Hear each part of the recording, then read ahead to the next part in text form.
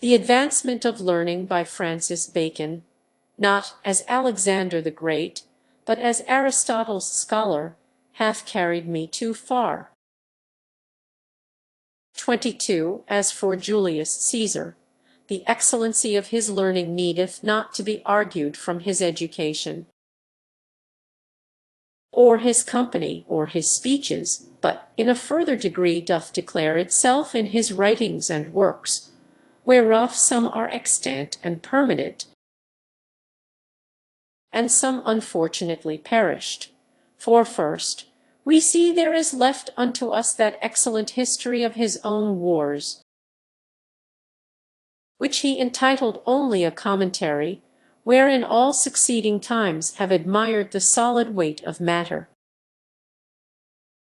and the real passages and lively images of actions and persons, expressed in the greatest propriety of words and perspicuity of narration that ever was, which that it was not the effect of a natural gift, but of learning and precept, is well witnessed by that work of his entitled De Analogia, being a grammatical philosophy, wherein he did labor to make this same vox ad placitum to become vox ad licitum, and reduce custom of speech to congruity of speech, and took as it were the pictures of words from the life of reason. 23. So we receive from him, as a monument both of his power and learning, the then reformed computation of the year, well expressing that he took it to be as great a glory to himself to observe and know the law of the heavens, as to give law to men upon the earth. 24. So likewise in that book of his, Anti-Cato, it may easily appear that he did aspire as well to victory of wit as victory of war, undertaking therein a conflict against the greatest champion with the pen that then lived, Cicero the orator. 25. So, again, in his book of apophthegms which he collected, we see that he esteemed it more honor to make himself but a pair of tables, to take the wise and pithy words of others, than to have every word of his own to be made an apophthegm or an oracle, as vain princes, by custom of flattery, pretend to do. And yet, if I should enumerate divers of his speeches, as I did those of Alexander, they are truly such as Solomon noteth, when he saith, verba sapientum tanquam aculae, et tanquam clavi in altum diffixi, whereof I will only recite 3. Not so delectable for elegancy, but admirable for vigor and efficacy. 26. As first, it is reason he be thought a master of words, that could with one word appease a mutiny in his army, which was thus: the Romans, when their generals did speak to their army, did use the word milites, but when the magistrates spake to the people, they did use the word quirites. The soldiers were in tumult, and seditiously prayed to be cashiered, not that they so meant, but by expostulation thereof to draw Caesar to other conditions. Wherein he being resolute not to give way, after some silence, he began his speech, ego quirites, which did admit them already cashiered, wherewith they were so surprised, crossed, and confused, as they would not suffer him to go on in his speech, but relinquished their demands, and made it their suit to be again called by the name of milites. 27. The second speech was thus: Caesar did extremely affect the name of king, and some were set on as he passed by in popular acclamation to salute him king. Whereupon, finding the cry weak and poor, he put it off thus, in a kind of jest, as if they had mistaken his surname, non rex sum. Said Caesar, a speech that, if it be searched, the life and fullness of it can scarce be expressed. For, first, it was a refusal of the name, but yet not serious. Again, it did signify an infinite confidence and magnanimity, as if he presumed Caesar was the greater title, as by his worthiness it is come to pass till this day. But chiefly it was a speech of great allurement toward his own purpose, as if the state did strive with him but for a name, whereof mean families were vested, for Rex was a surname with the Romans, as well as king is with us. 28. The last speech which I will mention was used to Metellus when Caesar, after war declared, did possess himself of this city of Rome.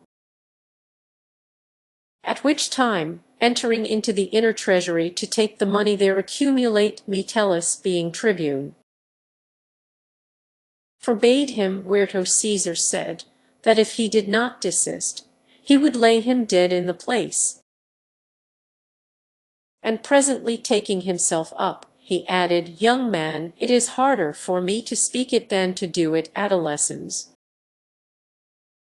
Furious est mihi hoc dicer quam facere, a speech compounded of the greatest terror and greatest clemency that could proceed out of the mouth of man.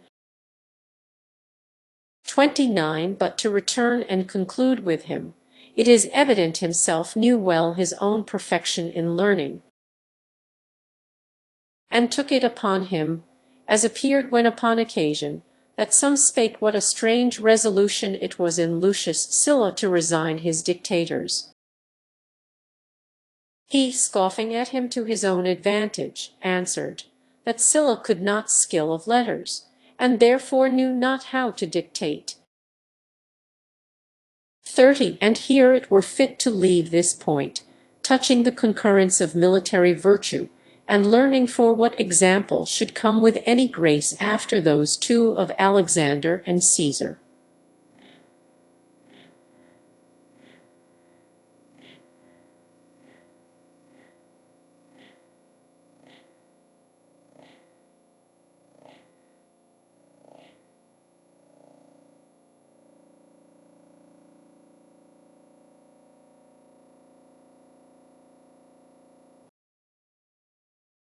Were it not in regard of the rareness of circumstance that I find in one other particular, as that which did so suddenly pass from extreme scorn to extreme wonder, and it is of Xenophon the philosopher,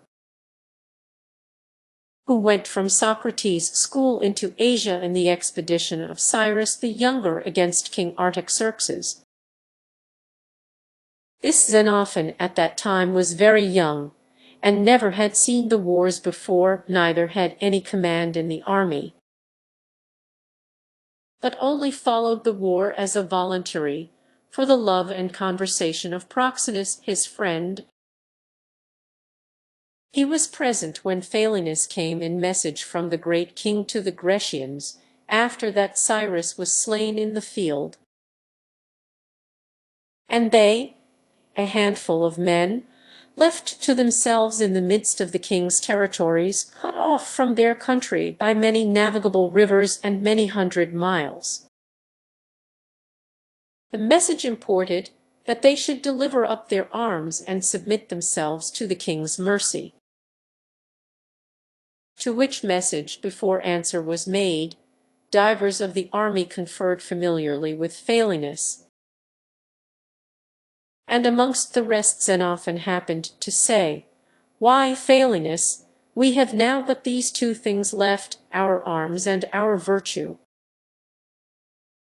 And if we yield up our arms, how shall we make use of our virtue? Whereto Phalenus, smiling on him, said, If I be not deceived, young gentleman, you are an Athenian, and I believe you study philosophy, and it is pretty that you say, but you are much abused if you think your virtue can withstand the king's power. Here was the scorn, the wonder followed, which was that this young scholar or philosopher, after all the captains were murdered in parley by treason, conducted those 10,000 foot through the heart of all the king's high countries, from Babylon to Grecia in safety, in despite of all the king's forces, to the astonishment of the world, and the encouragement of the Grecians in times succeeding to make invasion upon the kings of Persia, as was after purposed by Jason the Thessalian, attempted by Agesilaus the Spartan, and achieved by Alexander the Macedonian, all upon the ground of the act of that young scholar. Roman 8:1 To proceed now from imperial and military virtue to moral and private virtue. First, it is an assured truth, which is contained in the verses: Solicit ingenuus didicis fideliter arts immolet mors nex sinit espheros. It taketh away the wildness and barbarism and fierceness of men's minds, but, indeed, the accent had need be upon fideliter. For a little superficial learning doth rather work a contrary effect. It taketh away all levity, temerity, and insolency, by copious suggestion of all doubts and difficulties, and acquainting the mind to balance reasons on both sides, and to turn back the first offers and conceits of the mind, and to accept of nothing but examined and tried. It taketh away vain admiration of anything, which is the root of all weakness. For all things are admired, either because they are new, or because they are great. For novelty, no man that waiteth in learning or contemplation thoroughly but will find that printed in his heart. Nil novi super terram, neither can any man marvel at the play of puppets that goeth behind the curtain, and adviseth well of the motion, and for magnitude, as Alexander the Great, after that he was used to great armies, and the great conquests of the spacious provinces in Asia, when he received letters out of Greece, of some fights and services there, which were commonly for a passage or a fort or some walled town at the most, he said, it seemed to him that he was advertised of the battles of the frogs and the mice, that the old tales went of. So certainly, if a man meditate much upon the universal frame of nature, the earth with men upon it, the divineness of souls except, will not seem much other than an ant hill, whereas some ants carry corn, and some carry their young, and some go empty, and all to and fro a little heap of dust. It taketh away or mitigateth fear of death or adverse fortune, which is one of the greatest impediments of virtue, and imperfections of manners. For if a man's mind be deeply seasoned with the consideration of the mortality and corruptible nature of things, he will easily concur with Epictetus, who went forth one day and saw a woman weeping for her pitcher of earth that was broken, and went forth the next day and saw a woman weeping for her son that was dead, and thereupon said, Heri vidi fragilum frangi, hodie vidi mortalem mori. And therefore Virgil did excellently and profoundly couple the knowledge of causes and the conquest of all fears together.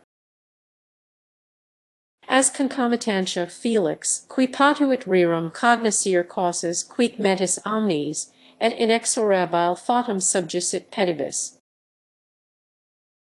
Strepitunc acrontes avari. It were too long to go over the particular remedies which learning doth minister to all the diseases of the mind, sometimes purging the ill humours, sometimes opening the obstructions, sometimes helping digestion, sometimes increasing appetite, sometimes healing the wounds and exulcerations thereof,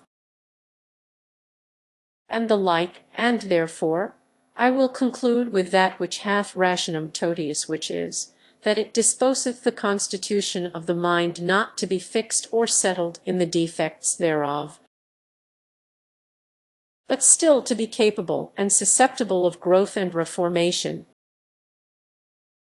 For the unlearned man knows not what it is to descend into himself, or to call himself to account, nor the pleasure of that suavissima vita. Indis sentire si fieri meliorum, the good parts he hath he will learn to show to the full, and use them dexterously, but not much to increase them. The faults he hath he will learn how to hide and colour them, but not much to amend them. Like an ill mower that mows on still, and never wets his scythe. Whereas with the learned man it fares otherwise, that he doth ever intermix the correction and amendment of his mind with the use and employment thereof. Nay, further, in general and in some, certain it is that veritas and bonitas differ. For truth prints goodness, and they be the clouds of error which descend in the storms of passions and perturbations. 3. From moral virtue let us pass on to matter of power and commandment, and consider whether in right reason there be any comparable with that wherewith knowledge investeth and crowneth man's nature. We see the dignity of the commandment is according to the dignity of the commanded. To have commandment over beasts as herdmen have, is a thing contemptible. To have commandment over children as schoolmasters have, is a matter of small honor.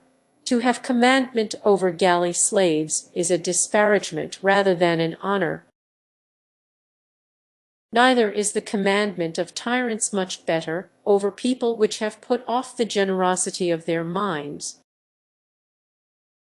And therefore it was ever holden that honors in free monarchies and commonwealths had a sweetness more than in tyrannies, because the commandment extendeth more over the wills of men, and not only over their deeds and services. And therefore, when Virgil putteth himself forth to attribute to Augustus Caesar the best of human honors, he doth it in these words: Victorque volens per populos dat jura, viamque affectat Olympo. But yet the commandment of knowledge is yet higher than the commandment over the will. For it is a commandment over the reason, belief, and understanding of man, which is the highest part of the mind, and giveth law to the will itself. For there is no power on earth which setteth up a throne or chair of estate in the spirits and souls of men, and in their cogitations, imaginations, opinions, and beliefs, but knowledge and learning. And therefore we see the detestable and extreme pleasure that arch heretics and false prophets and impostors are transported with, when they once find in themselves that they have a superiority in the faith and conscience of men, so great as if they have once tasted of it, it is seldom seen that any torture or persecution can make them relinquish or abandon it.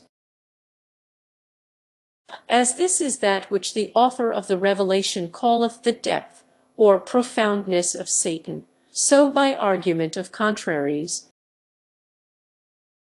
the just and lawful sovereignty over men's understanding, by force of truth rightly interpreted, is that which approacheth nearest to the similitude of the divine rule. For, as for fortune and advancement, the beneficence of learning is not so confined to give fortune only to states and commonwealths, as it doth not likewise give fortune to particular persons. For it was well noted long ago, that Homer hath given more men their livings than either Sylla or Caesar or Augustus ever did, notwithstanding their great largesses and donatives, and distributions of lands to so many legions. And no doubt it is hard to say whether arms or learning have advanced greater numbers. And in case of sovereignty we see that if arms or descent have carried away the kingdom, yet learning hath carried the priesthood, which ever hath been in some competition with empire. 5. Again, for the pleasure and delight of knowledge and learning, it far surpasseth all other in nature. For shall the pleasures of the affections so exceed the pleasure of the sense, as much as the obtaining of desire or victory exceedeth a song or a dinner, and must not of consequence the pleasures of the intellect or understanding exceed the pleasures of the affections? We see in all other pleasures there is satiety, and after they be used, their verdure departeth, which showeth well they be but deceits of pleasure, and not pleasures, and that it was the novelty which pleased, and not the quality. And therefore we see that voluptuous men turn friars, and ambition's princes turn melancholy. But of knowledge there is no satiety, but satisfaction and appetite are perpetually interchangeable, and therefore appeareth to be good in itself simply, without fallacy or accident. Neither is that pleasure of small efficacy and contentment to the mind of man, which the poet Lucretius describeth elegantly. Suave mari magno, turbantibus equor ventis, and see, it is a view of delight, saith he, to stand or walk upon the shore side, and to see a ship tossed with tempest upon the sea, or to be in a fortified tower, and to see two battles join upon a plain. But it is a pleasure incomparable for the mind of man to be settled, landed, and fortified in the certainty of truth, and from thence to descry and behold the errors, perturbations, labors, and wanderings up and down of other men. 6. Lastly, leaving the vulgar arguments, that by learning man excelleth man in that wherein man excelleth beasts, that by learning man ascendeth to the heavens and their motions, wherein body he cannot come, and the like, let us conclude with the dignity and excellency of knowledge and learning in that whereunto man's nature doth most aspire,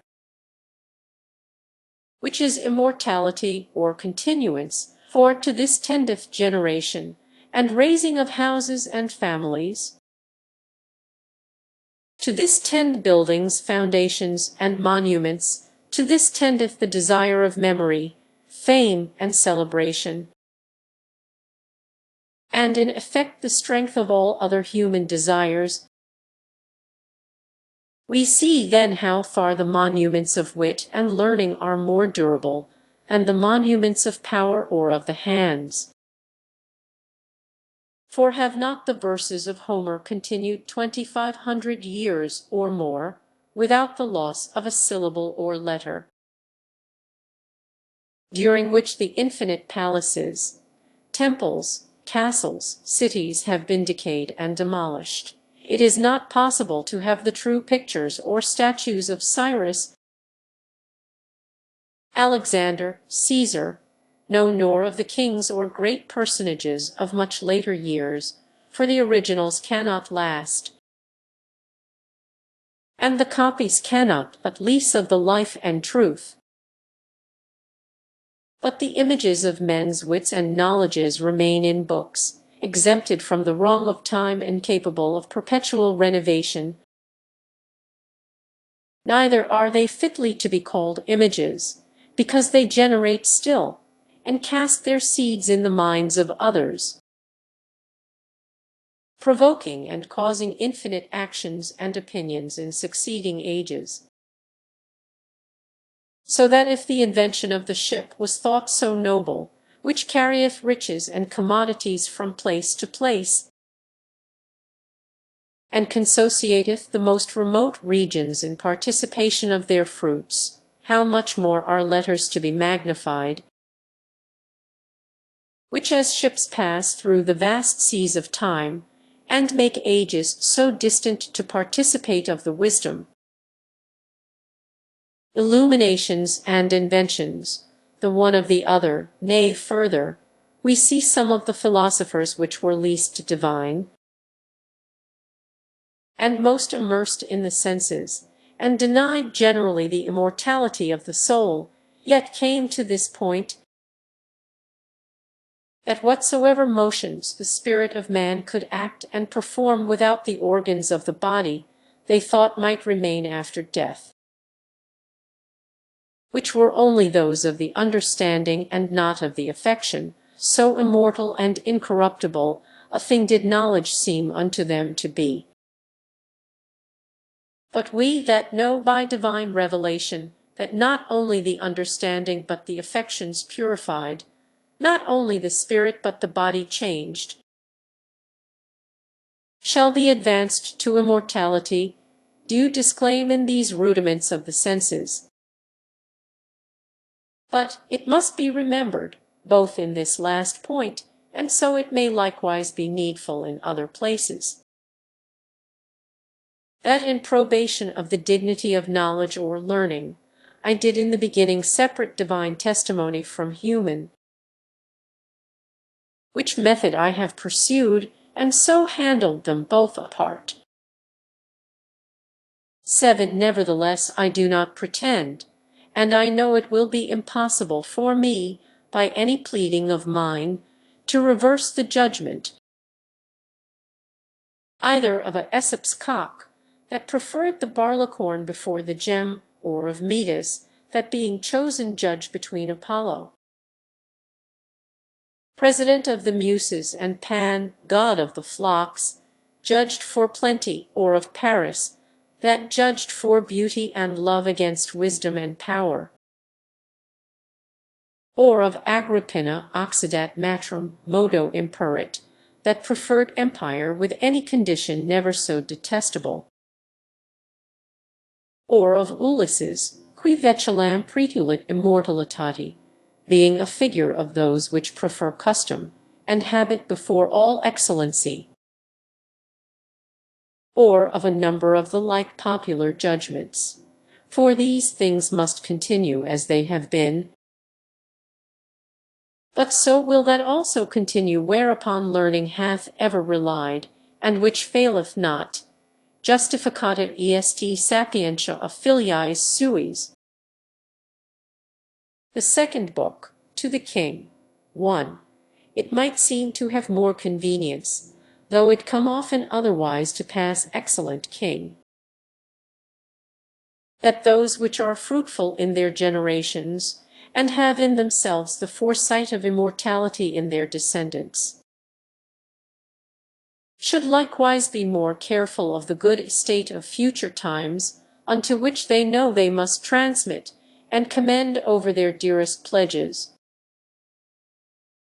Queen Elizabeth was a sojourner in the world in respect of her unmarried life, and was a blessing to her own times, and yet so as the impression of her good government, besides her happy memory, is not without some effect which doth survive her. But to your Majesty, whom God hath already blessed with so much royal issue worthy to continue and represent you for ever, and whose youthful and fruitful bed doth yet promise many the like renovations, it is proper and agreeable to be conversant not only in the transitory parts of good government, but in those acts also which are in their nature permanent and perpetual. amongst the which if affection do not transport me, there is not any more worthy than the further endowment of the world with sound and fruitful knowledge. For why should a few received authors stand up like Hercules' columns, beyond which there should be no sailing or discovering? Since we have so bright and benign a star as your Majesty to conduct and prosper us, to return therefore where we left, it remaineth to consider of what kind those acts are which have been undertaken and performed by kings and others for the increase and advancement of learning, wherein I purpose to speak actively, without digressing or dilating. 2. Let this ground therefore be laid, that all works are overcomen by amplitude of reward, by soundness of direction, and by the conjunction of labors. The first multiplieth endeavor, the second preventeth error, and the third supplieth the frailty of man. But the principal of these is direction, for Claudius in via antivertit cursorem extra viam, and Solomon excellently setteth it down, if the iron be not sharp, it requireth more strength, but wisdom is that which prevaileth. Signifying that the invention or election of the mean is more effectual than any enforcement or accumulation of endeavors. This I am induced to speak, for that not derogating from the noble intention of any that have been deservers towards the state of learning, I do observe nevertheless that their works and acts are rather matters of magnificence and memory than of progression and proficience, and tend rather to augment the mass of learning in the multitude of learned men than to rectify or raise the sciences themselves. 3. The works or acts of merit towards learning are conversant about three objects: the places of learning, the books of learning, and the persons of the learned. For as water, whether it be the dew of heaven or the springs of the earth, doth scatter and lease itself in the ground, except it be collected into some receptacle where it may by union comfort and sustain itself. And for that cause the industry of man hath made and framed springheads, conduits, cisterns, and pools, which men have accustomed likewise to beautify and adorn with accomplishments of magnificence and state, as well as of use and necessity. So this excellent liquor of knowledge, whether it descend from divine inspiration or spring from human sense, would soon perish and vanish to oblivion, if it were not preserved in books, traditions, conferences, and places appointed, as universities, colleges, and schools, for the receipt and comforting of the same. 4. The works which concern the seats and places of learning are 4. Foundations and buildings, endowments with revenues, endowments with franchises and privileges, institutions and ordinances for government, all tending to quietness and privateness of life, and discharge of cares and troubles, much like the stations which Virgil prescribeth for the hiving of bees. Principio seeds apibus statio petenda quo nexit ventis additus, and c. 5. The works touching books are 2. First, libraries, which are as the shrines where all the relics of the ancient saints, full of true virtue, and that without delusion or imposture, are preserved and reposed. Secondly, new editions of authors, with more correct impressions, more faithful translations, more profitable glosses, more diligent annotations, and the like. 6. The works pertaining to the persons of learned men, besides the advancement and countenancing of them in general are too the reward and designation of readers in sciences already extant and invented, and the reward and designation of writers and inquirers concerning any parts of learning not sufficiently labored and prosecuted. 7. These are summarily the works and acts wherein the merits of many excellent princes and other worthy personages have been conversant. As for any particular commemorations, I call to mind what Cicero said when he gave general thanks: difficile non aliquam ingratum quenquam praeterire. Let us rather, according to the Scriptures, look unto that part of the race which is before us, than look back to that which is already attained. 8. First, therefore, amongst so many great foundations of colleges in Europe, I find strange that they are all dedicated to professions, and none left free to arts and sciences at large. For if men judge that learning should be referred to action, they judge well, but in this they fall into the error described in the ancient fable, in which the other parts of the body did suppose the stomach had been idle, because it neither performed the office of motion, as the limbs do, nor of sense, as the head doth. But yet notwithstanding it is the stomach that digesteth and distributeth to all the rest. So if any man think philosophy and universality to be idle studies, he doth not consider that all professions are from thence served and supplied. And this I take to be a great cause that hath hindered the progression of learning, because these fundamental knowledges have been studied but in passage. For if you will have a tree bear more fruit than it hath used to do, it is not anything you can do to the boughs, but it is the stirring of the earth and putting new mold about the roots that must work it. Neither is it to be forgotten that this dedicating of foundations and dotations to professory learning hath not only had a malign aspect and influence upon the growth of sciences, but hath also been prejudicial to states and governments.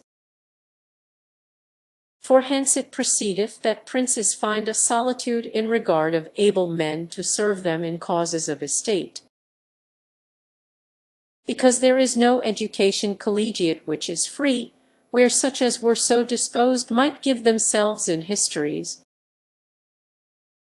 modern languages, books of policy and civil discourse, and other the like enablements unto service of estate. 9. And because founders of colleges do plant, and founders of lectures do water, it followeth well in order to speak of the defect which is in public lectures, namely, in the smallness and meanness of the salary or reward which in most places is assigned unto them, whether they be lectures of arts or of professions. For it is necessary to the progression of sciences that readers be of the most able and sufficient men, as those which are ordained for generating and propagating of sciences, and not for transitory use. This cannot be, except their condition and endowment be such as may content the ablest man to appropriate his whole labor and continue his whole age in that function and attendance, and therefore must have a proportion answerable to that mediocrity or competency of advancement which may be expected from a profession or the practice of a profession.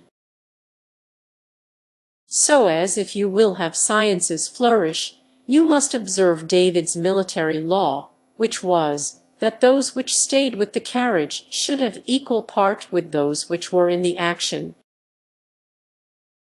Else will the carriages be ill attended. So readers in sciences are indeed the guardians of the stores and provisions of sciences, whence men in active courses are furnished, and therefore ought to have equal entertainment with them. Otherwise, if the fathers in sciences be of the weakest sort, or be ill maintained, et patrum invalidi refrent jejunia nati 10.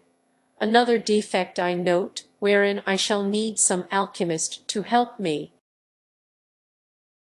who call upon men to sell their books, and to build furnaces, quitting and forsaking Minerva, and the Muses as barren virgins, and relying upon Vulcan. But certain it is, that unto the deep, fruitful, and operative study of many sciences, specialty natural philosophy and physic, books be not only the instrumentals, wherein also the beneficence of men hath not been altogether wanting. For we see spheres, globes, astrolabes, maps, and the like, have been provided as appurtenances to astronomy and cosmography, as well as books. We see likewise that some places instituted for physic have annexed the commodity of gardens for simples of all sorts, and do likewise command the use of dead bodies for anatomies. But these do respect but a few things. In general, there will hardly be any main proficience in the disclosing of nature,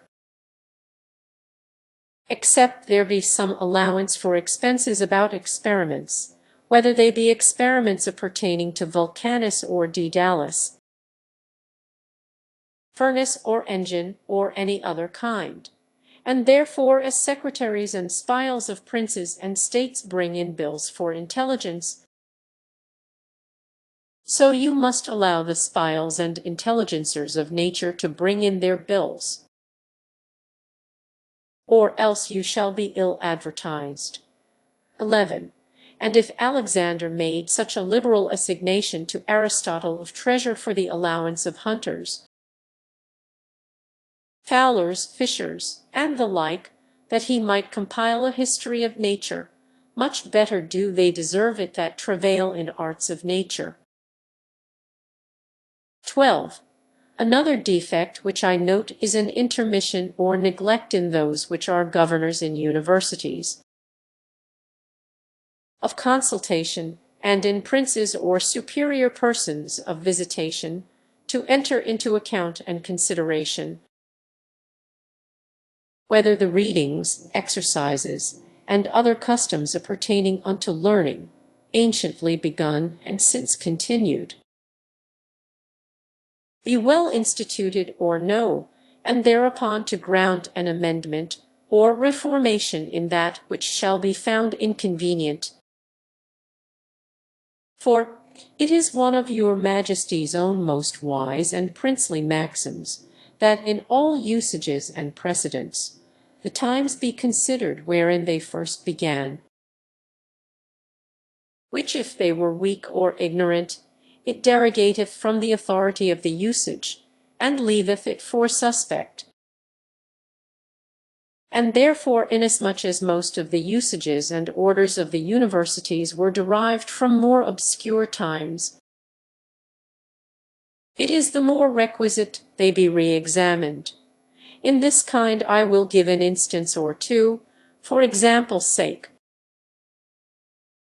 of things that are the most obvious and familiar. The one is a matter, which though it be ancient and general,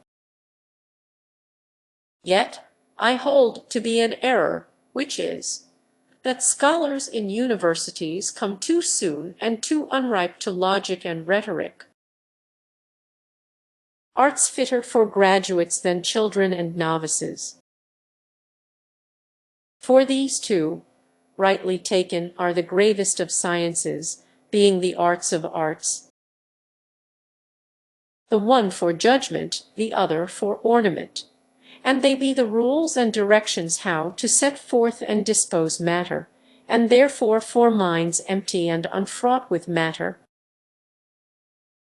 and which have not gathered that which Cicero calleth silva and supellex, stuff and variety, to begin with those arts as if one should learn to weigh,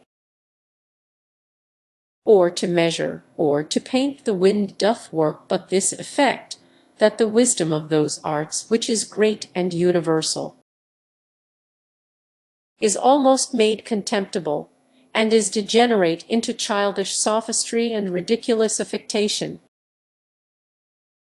And further, the untimely learning of them hath drawn on by consequence the superficial and unprofitable teaching and writing of them, as fitteth indeed to the capacity of children.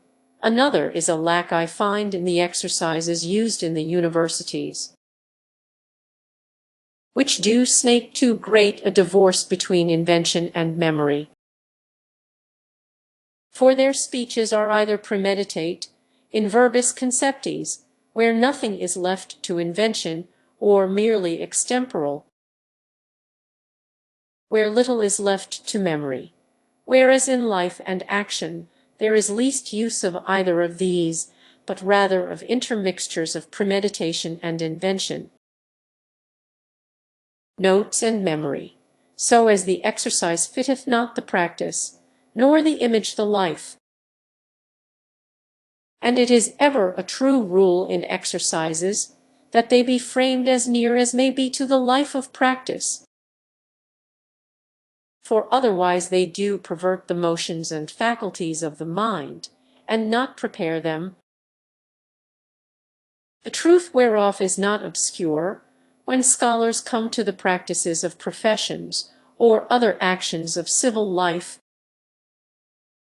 which when they set into, this want is soon found by themselves and sooner by others. But this part, touching the amendment of the institutions and orders of universities, I will conclude with the clause of Caesar's letter to Oppius and Balbs: Hoc quemid modum feri posit, non nulla mihi in mentem veniunt, et multa reperiri passant, diis rebus argio vasat cogitationum suscipiades. 13. Another defect which I note ascendeth a little higher than the precedent. For as the proficience of learning consisteth much in the orders and institutions of universities in the same states and kingdoms, so it would be yet more advanced, if there were more intelligence mutual between the universities of Europe than now there is. We see there be many orders and foundations, which though they be divided under several sovereignties and territories, yet they take themselves to have a kind of contract, fraternity, and correspondence one with the other, insomuch as they have provincials and generals, and surely as nature createth brotherhood in families, and arts mechanical contract brotherhoods in communalities, and the anointment of God superinduceth a brotherhood in kings and bishops, so in like manner there cannot but be a fraternity in learning and illumination, relating to that paternity which is attributed to God, who is called the Father of illuminations or lights. 14.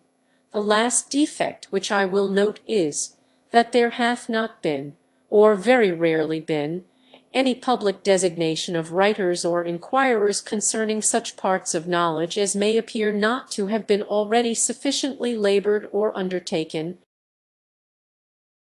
unto which point it is an inducement to enter into a view and examination what parts of learning have been prosecuted, and what omitted. For the opinion of plenty is amongst the causes of want, and the great quantity of books maketh a show rather of superfluity than lack, which surcharge nevertheless is not to be remedied by making no more books, but by making more good books, which, as the serpent of Moses, might devour the serpents of the enchanters. 15. the removing of all the defects formerly enumerate, except the last, and of the active part also of the last, which is the designation of writers. Our opera basilica, towards which the endeavours of a private man may be but as an image in a crossway, that may point at the way, but cannot go it. But the inducing part of the latter, which is the survey of learning, may be set forward by private travail. Wherefore I will now attempt to make a general and faithful perambulation of learning, with an inquiry what parts thereof lie fresh and waste, and not improved and converted by the industry of man, to the end that such a plot made and recorded to memory may both minister light to any public designation,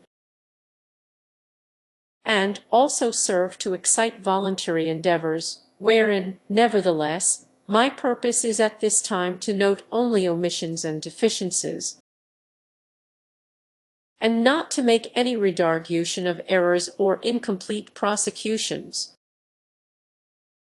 For it is one thing to set forth what ground lieth unmanured, and another thing to correct ill husbandry in that which is manured.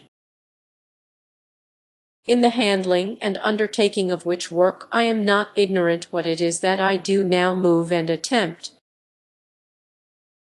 nor insensible of mine own weakness to sustain my purpose. But my hope is, that if my extreme love to learning carry me too far, I may obtain the excuse of affection. For that it is not granted to man to love and to be wise. But I know well I can use no other liberty of judgment than I must leave to others. And I for my part shall be indifferently glad either to perform myself, or accept from another, that duty of humanity nam qui eranti comiter monstrat viam. See, I do foresee likewise that of those things which I shall enter and register as deficiencies and omissions, many will conceive and censure that some of them are already done and extant, others to be but curiosities, and things of no great use, and others to be of too great difficulty, and almost impossibility to be compassed and effected.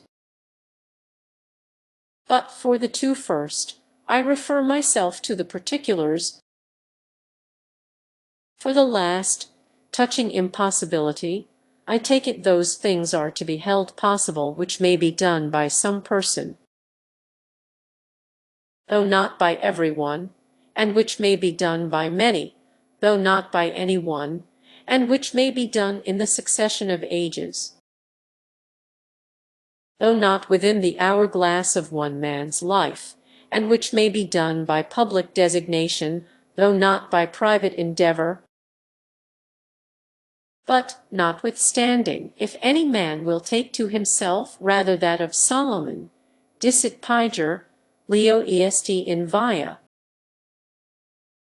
than that of Virgil, passant quia passi videntur, I shall be content that my labours be esteemed but as the better sort of wishes.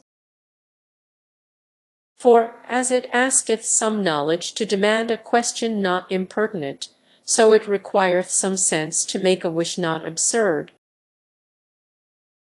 The parts of human learning have reference to the three parts of man's understanding, which is the seat of learning, history to his memory, poesy to his imagination, and philosophy to his reason. Divine learning receiveth the same distribution, for the spirit of man is the same, though the revelation of oracle and sense be diverse. So as theology consisteth also of history of the Church, of parables, which is divine poesy, and of holy doctrine or precept. For as for that part which seemeth supernumerary, which is prophecy, it is but divine history, which hath that prerogative over human as the narration may be before the fact as well as after. 2. History is natural, civil, ecclesiastical, and literary, whereof the first 3 I allow as extant. The 4th I note as deficient.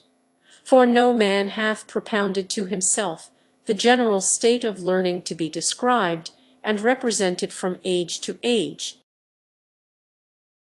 as many have done the works of nature and the state, civil and ecclesiastical, without which the history of the world seemeth to me to be as the statue of Polyphemus with his eye out. That part being wanting which doth most show the spirit and life of the person.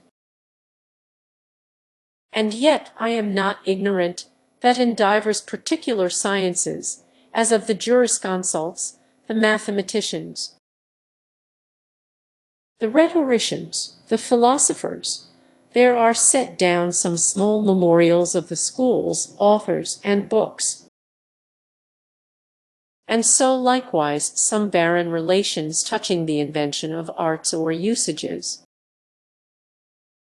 But a just story of learning, containing the antiquities and originals of knowledges and their sects, their inventions, their traditions, their diverse administrations and managings, their flourishings, their oppositions, decays, depressions, oblivions, removes, with the causes and occasions of them, and all other events concerning learning, throughout the ages of the world, I may truly affirm to be wanting, the use and end of which work I do not so much design for curiosity or satisfaction of those that are the lovers of learning, but chiefly for a more serious and grave purpose, which is this in few words, that it will make learned men wise in the use and administration of learning. For it is not St. Augustine's nor St. Ambrose's works that will make so wise a divine as ecclesiastical history thoroughly read and observed. And the same reason is of learning. 3. History of nature is of 3 sorts: of nature in course, of nature erring or varying, and of nature altered or wrought, that is, history of creatures, history of marvels, and history of arts. The first of these no doubt is extant, and that in good perfection. The 2 latter are bandied so weakly and unprofitably as I am moved to note them as deficient. For I find no sufficient or competent collection of the works of nature which have a digression and deflection from the ordinary course of generations, productions, and motions, whether they be singularities of place and region, or the strange events of time and chance, or the effects of yet unknown properties, or the instances of exception to general kinds. It is true, I find a number of books of fabulous experiments and secrets and frivolous impostures for pleasure and strangeness, but a substantial and severe collection of the heteroclites or irregulars of nature, well examined and described, I find not, specially not with due rejection of fables and popular errors. For as things now are, if an untruth in nature be once on foot, what by reason of the neglect of examination and countenance of antiquity, and what by reason of the use of the opinion in similitudes and ornaments of speech, it is never called down. For the use of this work, honored with a precedent in Aristotle, is nothing less than to give contentment to the appetite of curious and vain wits, as the manner of mirabularies is to do, but for 2 reasons, both of great weight: the one to correct the partiality of axioms and opinions, which are commonly framed only upon common and familiar examples, the other because from the wonders of nature is the nearest intelligence and passage towards the wonders of art. For it is no more but by following and, as it were, hounding nature in her wanderings, to be able to lead her afterwards to the same place again. Neither am I of opinion, in this history of marvels, that superstitious narrations of sorceries, witchcrafts, dreams, divinations, and the like, where there is an assurance and clear evidence of the fact, be altogether excluded. For it is not yet known in what cases and how far effects attributed to superstition do participate of natural causes. And, therefore, howsoever the practice of such things is to be condemned, not only for the discerning of the offences, but for the further disclosing of nature. Neither ought a man to make scruple of entering into these things for inquisition of truth, as your Majesty hath showed in your own example, who, with the too clear eyes of religion and natural philosophy, have looked deeply and wisely into these shadows, and yet proved yourself to be of the nature of the sun, which passeth through pollutions, and itself remains as pure as before. But this I hold fit, that these narrations, which have mixture with superstition, be sorted by themselves, and not to be mingled with the narrations which are merely and sincerely natural.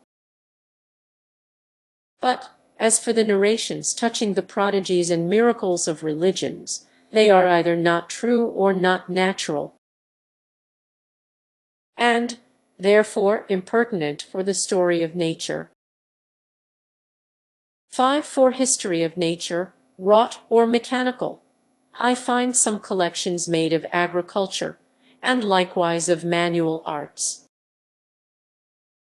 but commonly with a rejection of experiments familiar and vulgar, for it is esteemed a kind of dishonor unto learning to descend to inquiry or meditation upon matters mechanical, except they be such as may be thought secrets, rarities, and special subtleties, which humor of vain and supercilious arrogancy is justly derided in Plato, where he brings in Hippias, a vaunting sophist, disputing with Socrates, a true and unfeigned inquisitor of truth, where, the subject being touching beauty, Socrates, after his wandering manner of inductions, put first an example of a fair virgin, and then of a fair horse, and then of a fair pot well glazed, whereat Hippias was offended, and said, more than for courtesy's sake, he did think much to dispute with any that did allege such base and sordid instances. Whereunto Socrates answereth, you have reason, and it becomes you well, being a man so trim in your vestments. See, and so goeth on in an irony. But the truth is, they be not the highest instances that give the securest information, as may be well expressed in the tale so common of the philosopher that, while he gazed upwards to the stars, fell into the water, for if he had looked down he might have seen the stars in the water, but looking aloft he could not see the water in the stars. So it cometh often to pass that mean and small things discover great, better than great can discover the small. And therefore Aristotle noteth well, that the nature of everything is best seen in his smallest portions. And for that cause he inquireth the nature of a commonwealth, first in a family, and the simple conjugations of man and wife, parent and child, master and servant, which are in every cottage. Even so likewise the nature of this great city of the world, and the policy thereof, must be first sought in mean concordances and small portions. So we see how that secret of nature, of the turning of iron touched with the lodestone towards the north, was found out in needles of iron, not in bars of iron. 6. But if my judgment be of any weight, the use of history mechanical is of all others the most radical and fundamental towards natural philosophy. Such natural philosophy as shall not vanish in the fume of subtle, sublime, or delectable speculation, but such as shall be operative to the endowment and benefit of man's life.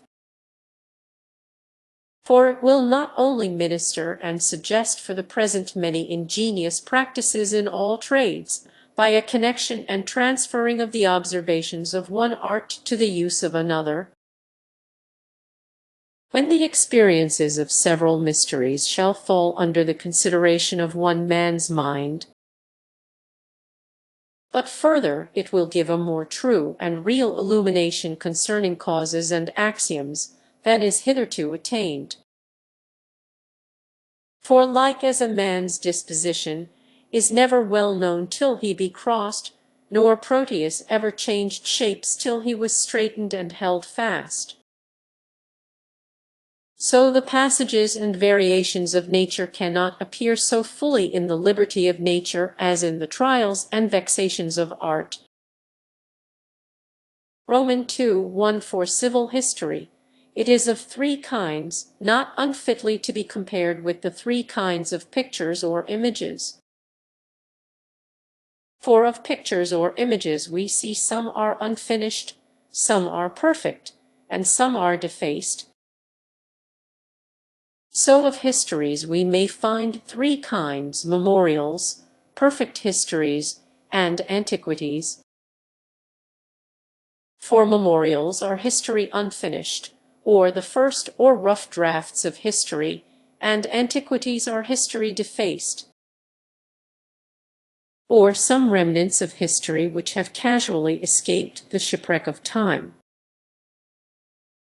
Two memorials, or preparatory history, are of two sorts, whereof the one may be termed commentaries, and the other registers.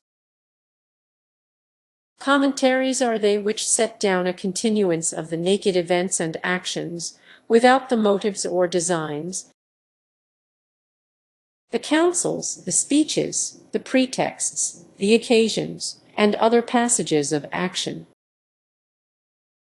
For this is the true nature of a commentary, though Caesar, in modesty mixed with greatness, did for his pleasure apply the name of a commentary to the best history of the world. Registers are collections of public acts, as decrees of council, judicial proceedings, declarations and letters of estate, orations, and the like, without a perfect continuance or contexture of the thread of the narration. Three antiquities or remnants of history are, as was said, tanquam tabula naufragii, when industrious persons, by an exact and scrupulous diligence and observation, out of monuments, names, words, proverbs, traditions, private records and evidences, fragments of stories, passages of books that concern not story, and the like, do save and recover somewhat from the deluge of time. For in these kinds of unperfect histories I do assign no deficience, for they are tanquam imperfect mista, and therefore any deficience in them is but their nature. As for the corruptions and moths of history, which are epitomes, the use of them deserveth to be banished. As all men of sound judgment have confessed, as those that have fretted and corroded the sound bodies of many excellent histories, and wrought them into base and unprofitable dregs. 5. History, which may be called just and perfect history, is of three kinds, according to the object which it propoundeth, or pretendeth to represent, for it either representeth a time, or a person, or an action. The first we call chronicles, the second lives, and the third narrations or relations. Of these, although the first be the most complete and absolute kind of history, and hath most estimation and glory, yet the second excelleth it in profit and use, and the third in verity and sincerity.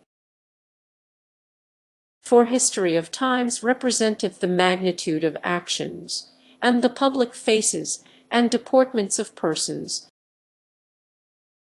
and passeth over in silence the smaller passages and motions of men and matters.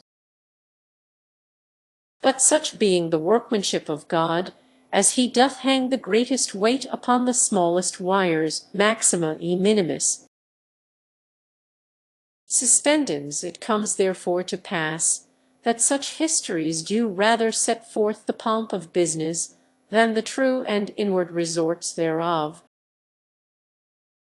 But lives, if they be well written, propounding to themselves a person to represent, in whom actions, both greater and smaller, public and private, have a commixture, must of necessity contain a more true, native, and lively representation. So again narrations and relations of actions, as the war of Peloponnesus, the expedition of Cyrus Minor, the conspiracy of Catiline, cannot but be more purely and exactly true than histories of times, because they may choose an argument comprehensible within the notice and instructions of the writer, whereas he that undertaketh the story of a time, specially of any length, cannot but meet with many blanks and spaces, which he must be forced to fill up out of his own wit and conjecture. 6. For the history of times, I mean of civil history, the providence of God hath made the distribution. For it hath pleased God to ordain and illustrate 2 exemplar states of the world for arms, learning, moral virtue,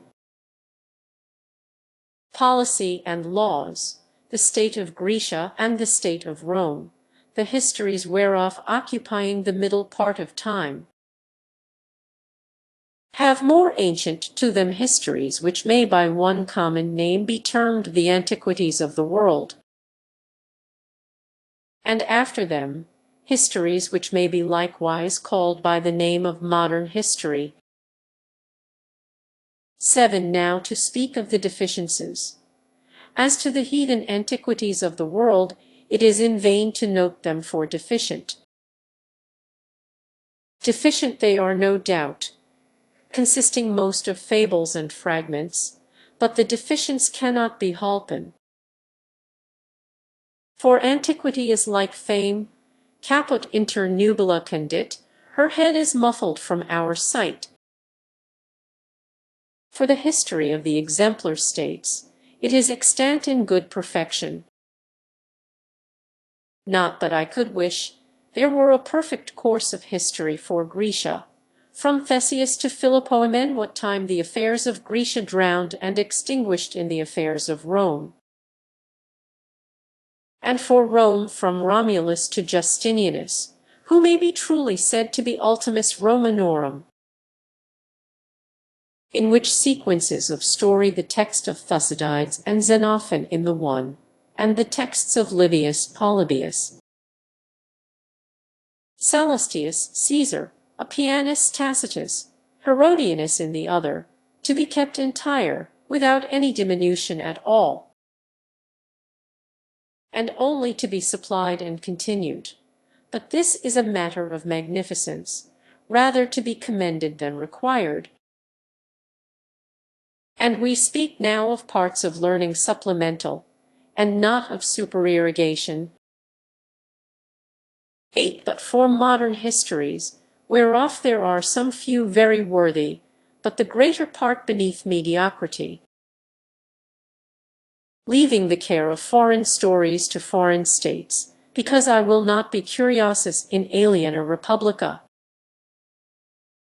I cannot fail to represent to your Majesty the unworthiness of the history of England in the main continuance thereof, and the partiality and obliquity of that of Scotland in the latest and largest author that I have seen, supposing that it would be honour for your Majesty, and a work very memorable, if this island of Great Britain, as it is now joined in monarchy for the ages to come,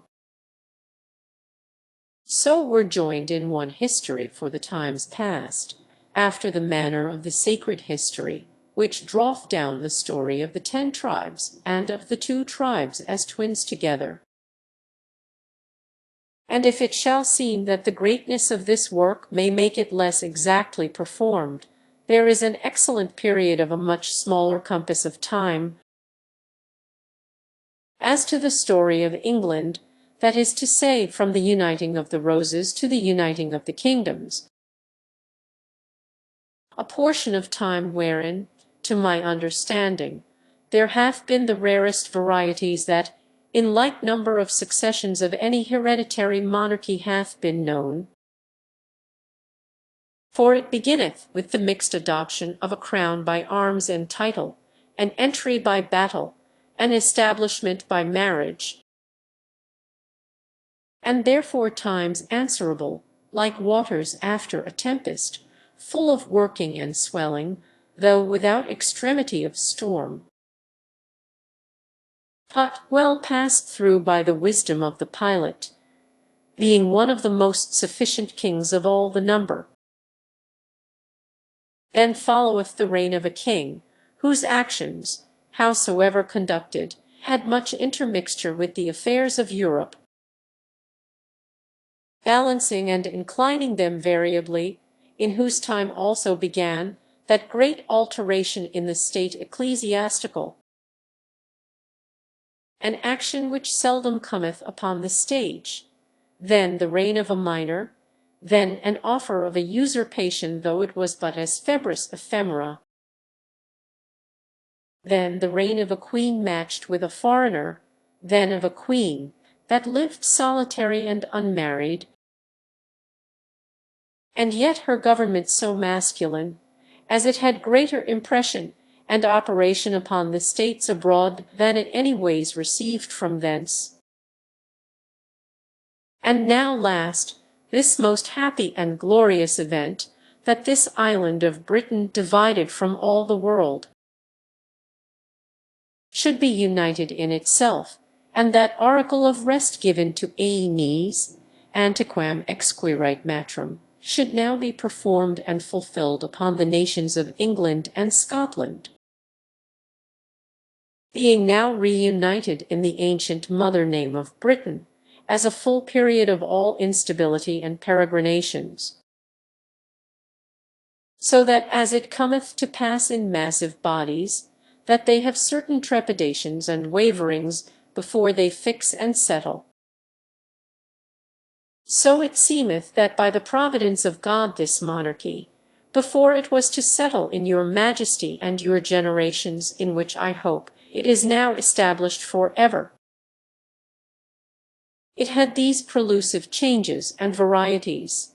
9 for lives. I do find strange that these times have so little esteemed the virtues of the times, as that the writings of lives should be no more frequent. For although there be not many sovereign princes or absolute commanders, and that states are most collected into monarchies, yet are there many worthy personages that deserve better than dispersed report or barren eulogies. For herein the invention of one of the late poets is proper, and doth well enrich the ancient fiction.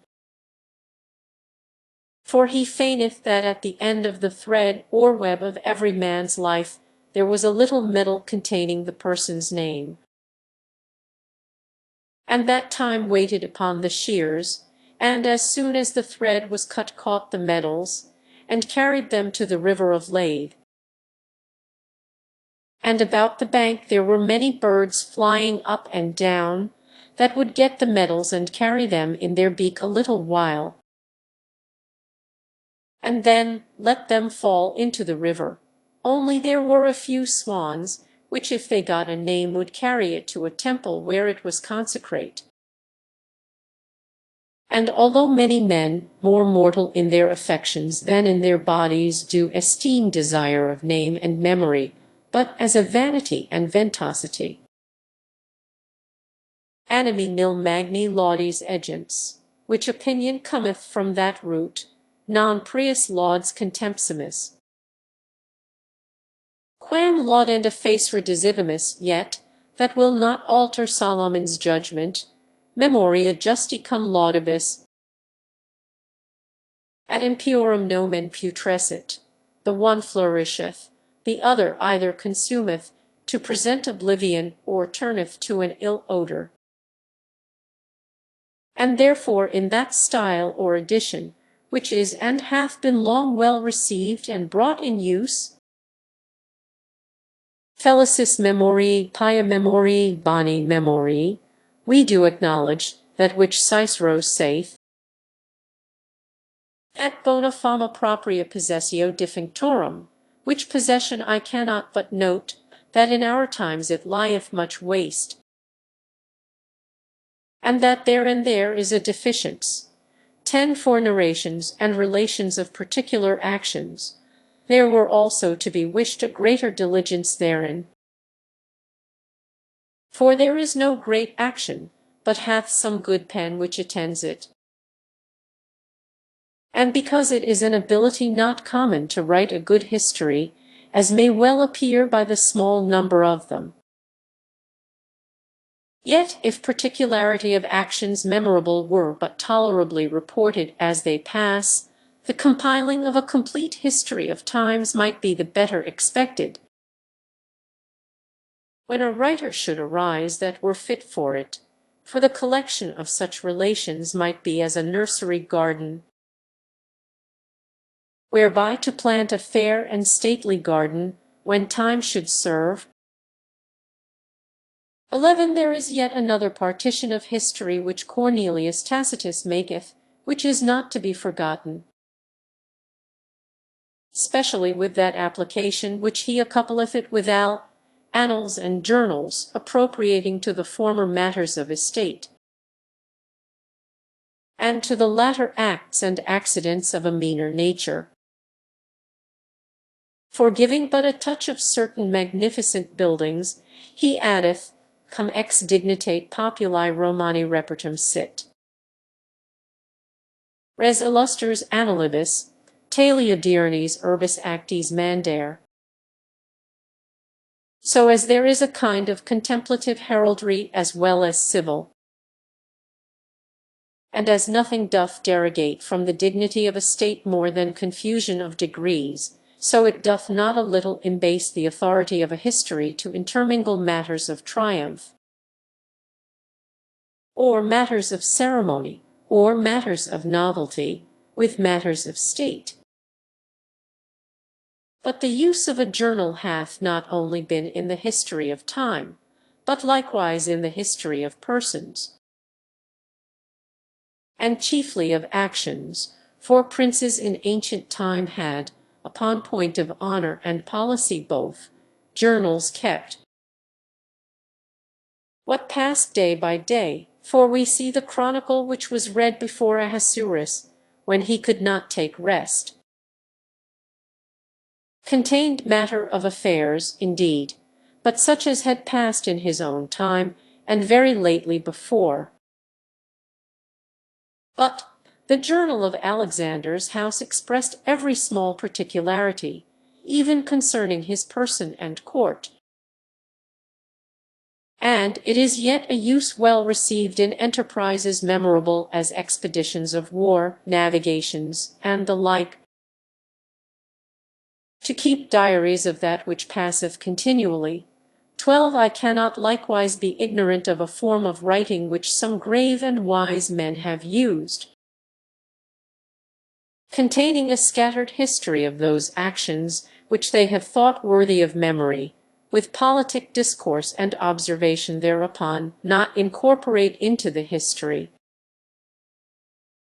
but separately, and as the more principal in their intention, which kind of ruminated history, I think more fit to place amongst books of policy, whereof we shall hereafter speak, than amongst books of history. For it is the true office of history to represent the events themselves together with the counsels, and to leave the observations and conclusions thereupon to the liberty and faculty of every man's judgment. But mixtures are things irregular, whereof no man can define. 13. So also is there another kind of history manifoldly mixed, and that is history of cosmography, being compounded of natural history, in respect of the regions themselves, of history civil, in respect of the habitations, regiments, and manners of the people, and the mathematics, in respect of the climates and configurations towards the heavens, which part of learning of all others in this latter time hath obtained most proficience. For it may be truly affirmed to the honor of these times, and in a virtuous emulation with antiquity, that this great building of the world had never through lights made in it, till the age of us and our fathers. For although they had knowledge of the antipodes, nasque by primus equis oriens afflavit angelis, elixira rubens accendit lumina vesper, yet that might be by demonstration and not in fact, and if by travel, it requireth the voyage but of half the globe. But to circle the earth, as the heavenly bodies do, was not done nor enterprised till these later times, and therefore these times may justly bear in their word. Not only plus ultra in precedence of the ancient non ultra, and imitabile fulmen, in precedence of the ancient non-imitabile fulmen, demens qui nimbos et non-imitabile fulmen, and c. but likewise imitabile calum, in respect of the many memorable voyages after the manner of heaven about the globe of the earth. 14. And this proficience in navigation and discoveries may plant also an expectation of the further proficience and augmentation of all sciences, because it may seem they are ordained by God to be coevals, that is, to meet in one age. For so the prophet Daniel, speaking of the latter times, foretelleth, plurimi pertransibunt, et multiplex erit scientia, as if the openness and through passage of the world, and the increase of knowledge were appointed to be in the same ages. As we see, it is already performed in great part, the learning of these later times not much giving place to the former two periods or returns of learning, the one of the Grecians, the other of the Romans. Roman 3. One history ecclesiastical receiveth the same divisions with history civil, but further in the propriety thereof may be divided into the history of the Church by a general name, history of prophecy, and history of providence. The first describeth the times of the militant Church, whether it be fluctuant, as the ark of Noah, or movable, as the ark in the wilderness, or at rest, as the ark in the temple, that is, the state of the Church in persecution, in remove, and in peace. This part I ought in no sort to note as deficient, only I would that the virtue and sincerity of it were according to the mass and quantity. But I am not now in hand with censures, but with omissions. 2. The second, which is history of prophecy, consisteth of two relatives, the prophecy and the accomplishment.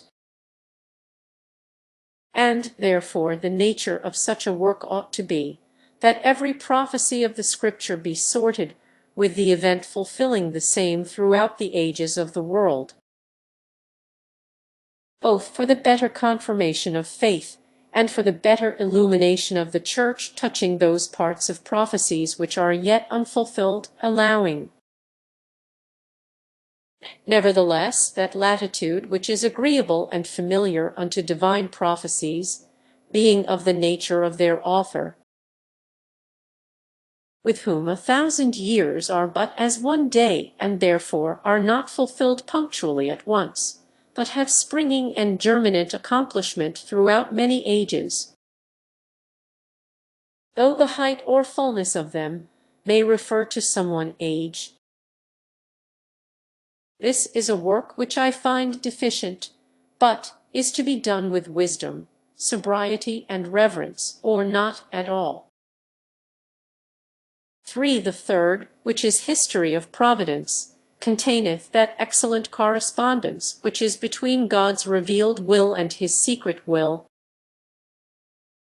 which though it be so obscure, as for the most part it is not legible to the natural man, no, nor many times to those that behold it from the tabernacle, yet at some times it pleaseth God, for our better establishment, and the confuting of those which are as without God in the world, to write it in such text and capital letters, that, as the prophet saith, he that runneth by may read it, that is, mere sensual persons which hasten by God's judgments, and never bend or fix their cogitations upon them, are nevertheless in their passage and race urged to discern it. Such are the notable events and examples of God's judgments, chastisements, deliverances, and blessings. And this is a work which has passed through the labor of many, and therefore I cannot present as omitted. For there are also other parts of learning which are appendices to history. For all the exterior proceedings of man consist of words and deeds, whereof history doth properly receive and retain in memory the deeds. And if words, yet but as inducements and passages to deeds, so are there other books and writings which are appropriate to the custody and receipt of words only, which likewise are of 3 sorts: orations, letters, and brief speeches or sayings. Orations are pleadings, speeches of counsel, laudatives, invectives, apologies, reprehensions, orations of formality or ceremony, and the like. Letters are according to all the variety of occasions, advertisements, advices, directions, propositions, petitions, commendatory, expostulatory, satisfactory, of compliment, of pleasure, of discourse, and all other passages of action, and such as are written from wise men, are of all the words of man, in my judgment, the best, for they are more natural than orations and public speeches, and more advised than conferences or present speeches. So again letters of affairs from such as manage them or are privy to them are of all others the best instructions for history, and to a diligent reader the best histories in themselves. For apophthegms, it is a great loss of that book of Caesar's for as his history, and those few letters of his which we have, and those apophthegms which were of his own, excel all men's, else, so I suppose, would his collection of apophthegms have done. For, as for those which are collected by others, either I have no taste in such matters, or else their choice hath not been happy. But upon these 3 kinds of writings I do not insist, because I have no deficiencies to propound concerning them. 5. Thus much therefore concerning history, which is that part of learning which answereth to one of the cells, domiciles or offices of the mind of man, which is that of the memory. Roman 4. 1. Poesy is a part of learning in measure of words, for the most part restrained, but in all other points extremely licensed, and doth truly refer to the imagination, which, being not tied to the laws of matter, may at pleasure join that which nature hath severed, and sever that which nature hath joined, and so make unlawful matches and divorces of things pictoribus ac poetes. C. It is taken in two senses in respect of words or matter. In the first sense, it is but a character of style, and belongeth to arts of speech, and is not pertinent for the present.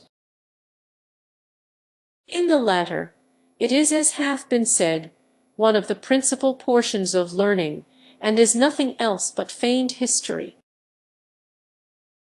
which may be styled as well in prose as in verse.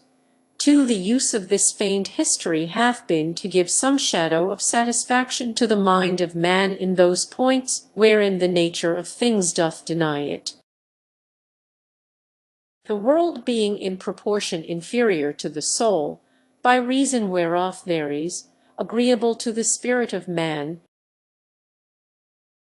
a more ample greatness, a more exact goodness, and a more absolute variety than can be found in the nature of things.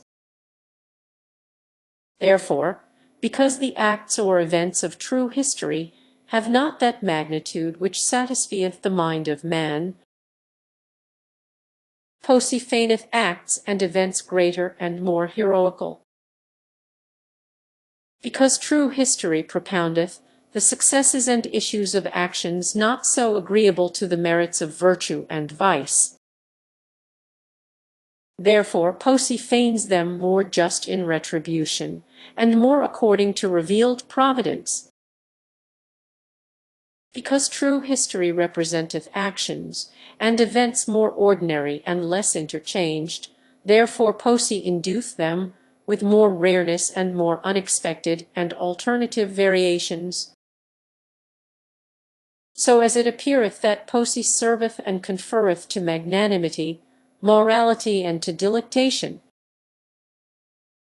And therefore it was ever thought to have some participation of divineness, because it doth raise and erect the mind,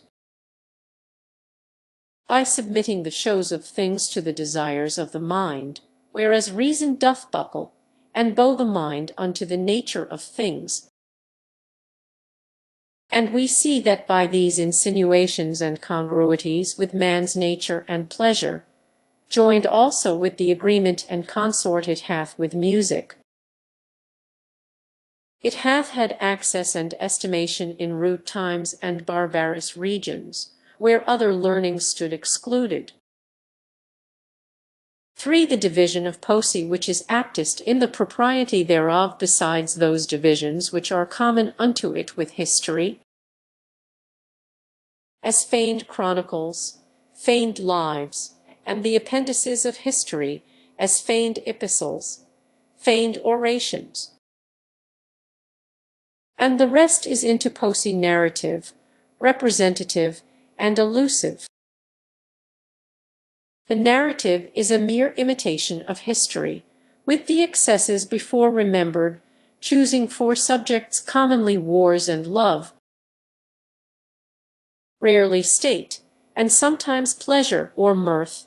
Representative is as a visible history, and is an image of actions as if they were present, as history is of actions in nature as they are that is past. Allusive or parabolical is a narration applied only to express some special purpose or conceit, which latter kind of parabolical wisdom was much more in use in the ancient times, as by the fables of Aesop, and the brief sentences of the Seven, and the use of hieroglyphics may appear. And the cause was for that it was then of necessity to express any point of reason which was more sharp or subtle than the vulgar in that manner, because men in those times wanted both variety of examples and subtlety of conceit. And as hieroglyphics were before letters, so parables were before arguments, and nevertheless now and at all times they do retain much life and rigor, because reason cannot be so sensible nor examples so fit. 4. But there remaineth yet another use of posse parabolical, opposite to that which we last mentioned,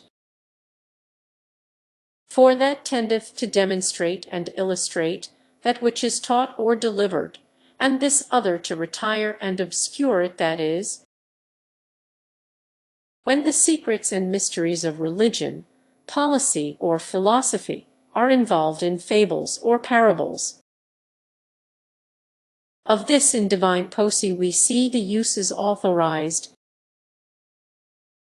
In heathen poesy we see the exposition of fables doth fall out sometimes with great felicity, as in the fable that the giants being overthrown in their war against the gods,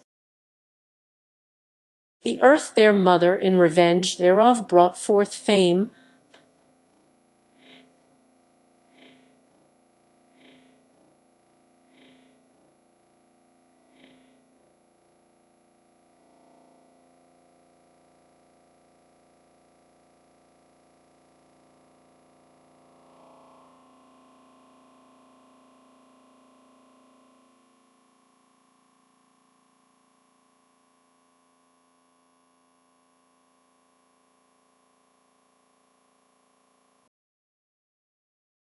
illam terra parens ira irritat deorum extremem at perhibent quo incelidoque surum progenuit,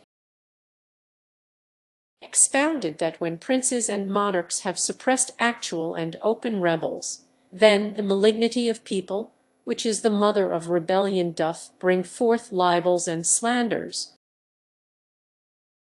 and taxations of the states, which is of the same kind with rebellion but more feminine. So in the fable that the rest of the gods, having conspired to bind Jupiter, Pallas called Briareus with his 100 hands to his aid, expounded that monarchies need not fear any curbing of their absoluteness by mighty subjects, as long as by wisdom they keep the hearts of the people, who will be sure to come in on their side. So in the fable that Achilles was brought up under Chiron, the centaur, who was part a man and part a beast, expounded ingeniously but corruptly by Machiavel that it belongeth to the education and discipline of princes to know as well how to play the part of a lion in violence, and the fox in guile, as of the man in virtue and justice. Nevertheless, in many the like encounters, I do rather think that the fable was first, and the exposition devised, than that the moral was first, and thereupon the fable framed, for I find it was an ancient vanity in Chrysippus, that troubled himself with great contention to fasten the assertions of the Stoics upon the fictions of the ancient poets. But yet, that all the fables and fictions of the poets were but pleasure and not figure, I interpose no opinion. Surely of these poets which are now extant, even Homer himself notwithstanding, he was made a kind of scripture by the later schools of the Grecians. Yet I should without any difficulty pronounce that his fables had no such inwardness in his own meaning. But what they might have upon more original tradition is not easy to affirm, for he was not the inventor of many of them. 5. In this third part of learning, which is poesy, I can report no deficience, for being as a plant that cometh of the lust of the earth, without a formal seed, it hath sprung up, and spread abroad more than any other kind. But to ascribe unto it that which is due for the expressing of affections, passions, corruptions, and customs, we are beholding to poets more than to the philosophers' works, and for wit and eloquence, not much less than to orators' harangues. But it is not good to stay too long in the theatre. Let us now pass on to the judicial place or palace of the mind, which we are to approach and view with more reverence and attention. The 1. The knowledge of man is as the waters, some descending from above, and some springing from beneath, the one informed by the light of nature, the other inspired by divine revelation. The light of nature consisteth in the notions of the mind, and the reports of the senses. For as for knowledge which man receiveth by teaching, it is cumulative and not original, as in a water that besides his own spring-head is fed with other springs and streams. So then, according to these two differing illuminations or originals, knowledge is first of all divided into divinity and philosophy. 2. In philosophy the contemplations of man do either penetrate unto God, or are circumferred to nature, or are reflected or reverted upon himself, out of which several inquiries there do arise 3 knowledges: divine philosophy, natural philosophy, and human philosophy or humanity. For all things are marked and stamped with this triple character: the power of God, the difference of nature, and the use of man. But because the distributions and partitions of knowledge are not like several lines that meet in one angle,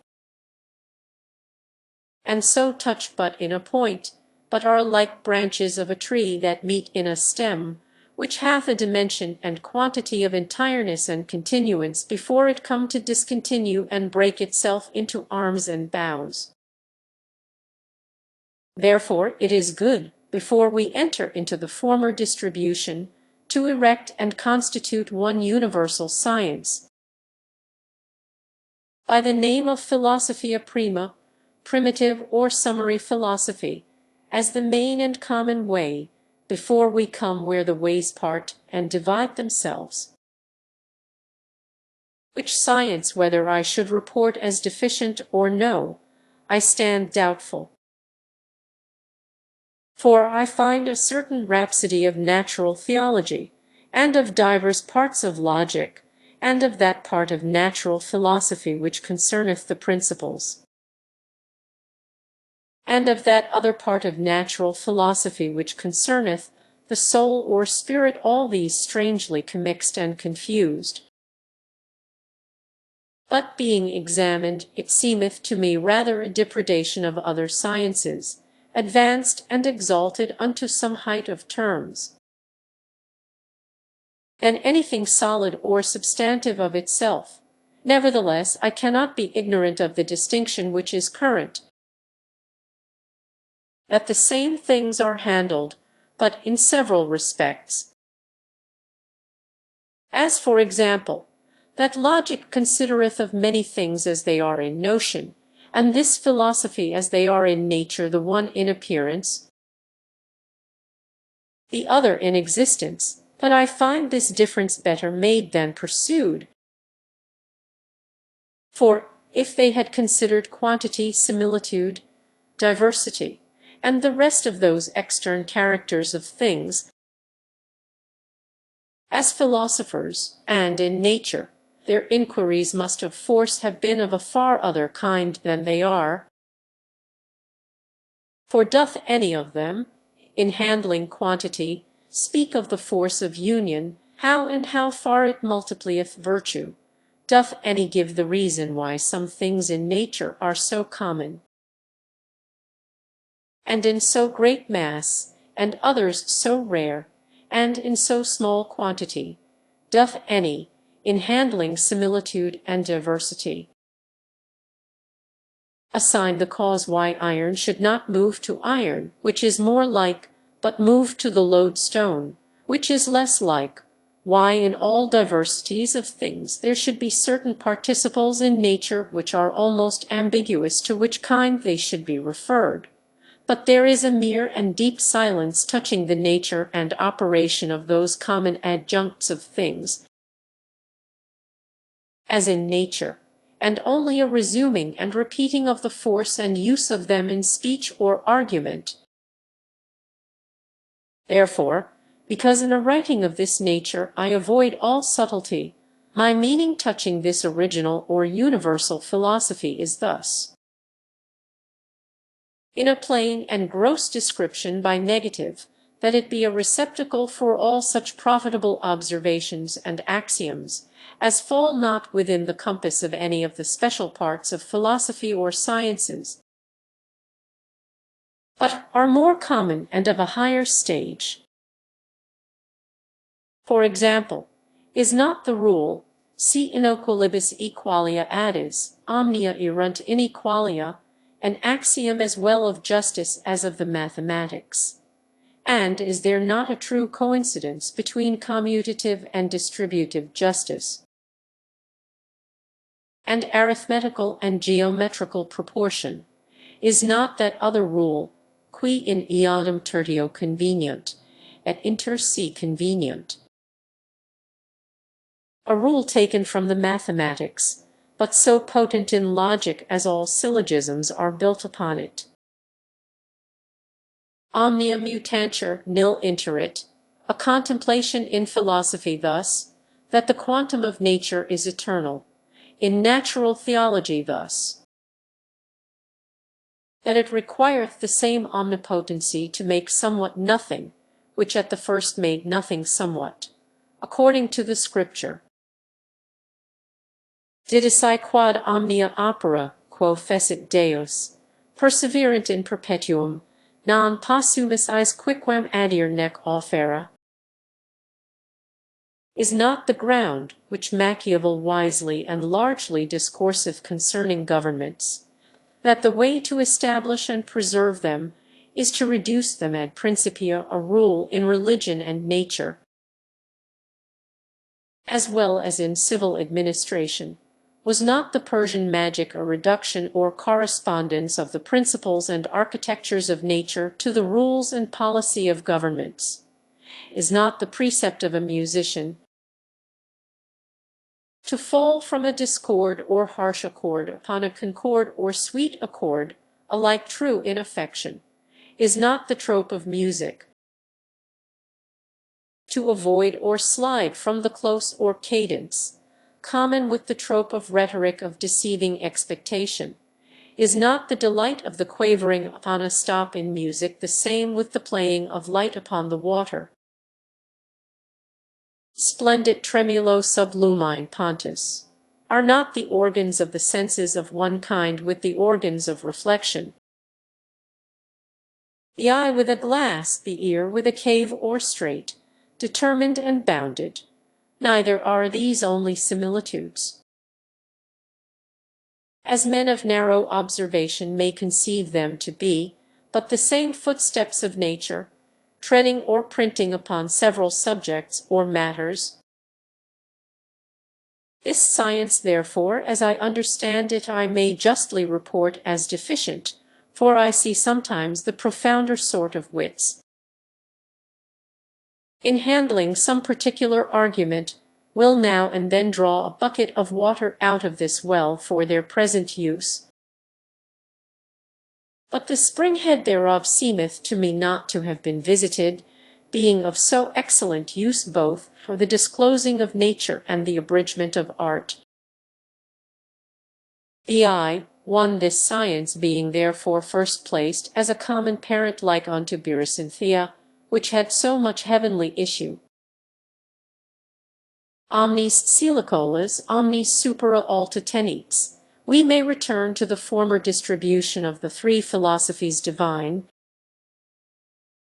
natural, and human, And as concerning divine philosophy or natural theology, it is that knowledge or rudiment of knowledge concerning God which may be obtained by the contemplation of his creatures, which knowledge may be truly termed divine in respect of the object, and natural in respect of the like. The bounds of this knowledge are, that it sufficeth to convince atheism, but not to inform religion.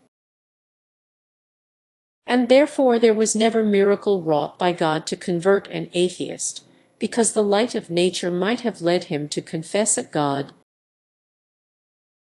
But miracles have been wrought to convert idolaters and the superstitious, because no light of nature extendeth to declare the will and true worship of God. For as all works do show forth the power and skill of the workman, and not his image, which do show the omnipotency and wisdom of the Maker, but not his image. And therefore therein the heathen opinion differeth from the sacred truth, for they supposed the world to be the image of God, and man to be an extract or compendious image of the world, but the Scriptures never vouchsafe to attribute to the world that honor, as to be the image of God, but only the work of his hands. Neither do they speak of any other image of God but man. Wherefore by the contemplation of nature to induce and enforce the acknowledgement of God, and to demonstrate his power, providence, and goodness, is an excellent argument, and hath been excellently handled by divers, but on the other side, out of the contemplation of nature, or ground of human knowledges, to induce any verity or persuasion concerning the points of faith, is in my judgment not safe. Da fide qui fide sunt. For the heathen themselves conclude as much in that excellent and divine fable of the golden chain, that men and gods were not able to draw Jupiter down to the earth, but, contrariwise, Jupiter was able to draw them up to heaven. So as we ought not to attempt to draw down or submit the mysteries of God to our reason, but contrariwise to raise and advance our reason to the divine truth.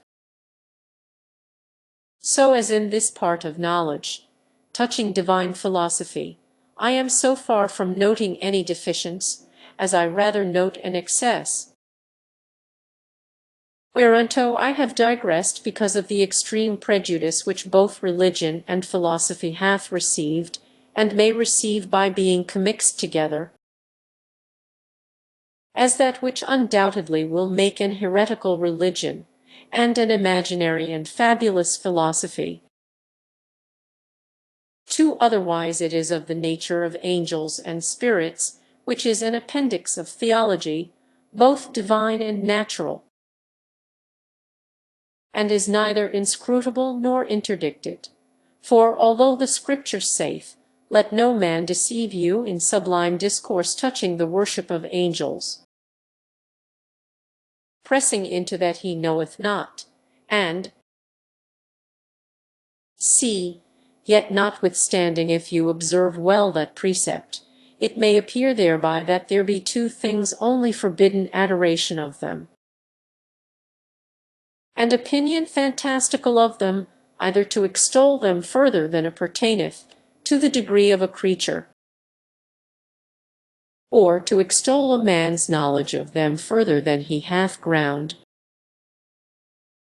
But the sober and grounded inquiry, which may arise out of the passages of Holy Scriptures, or out of the gradations of nature, is not restrained. So of degenerate and revolted spirits, the conversing with them or the employment of them is prohibited. Much more any veneration towards them, but the contemplation or science of their nature, their power, their illusions, either by Scripture or reason, is a part of spiritual wisdom.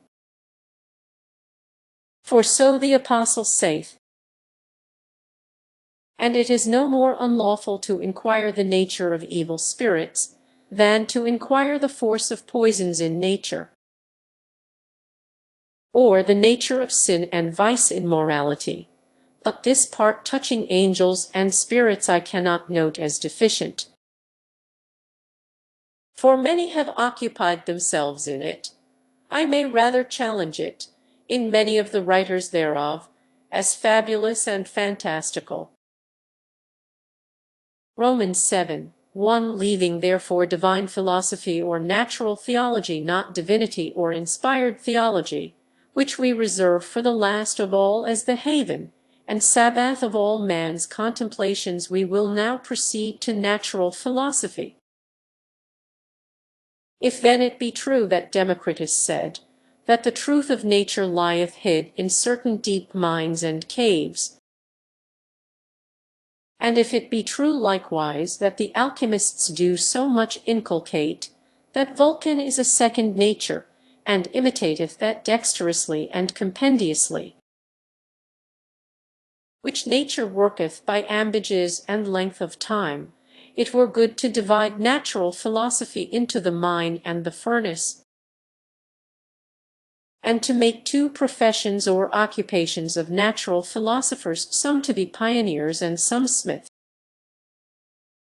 some to dig, and some to refine and hammer. And surely I do best allow of a division of that kind, though in more familiar and scholastical terms, namely, that these be the two parts of natural philosophy, the inquisition of causes and the production of effects, speculative and operative, natural science and natural prudence. For, as in civil matters, there is a wisdom of discourse and a wisdom of direction, so is it in natural.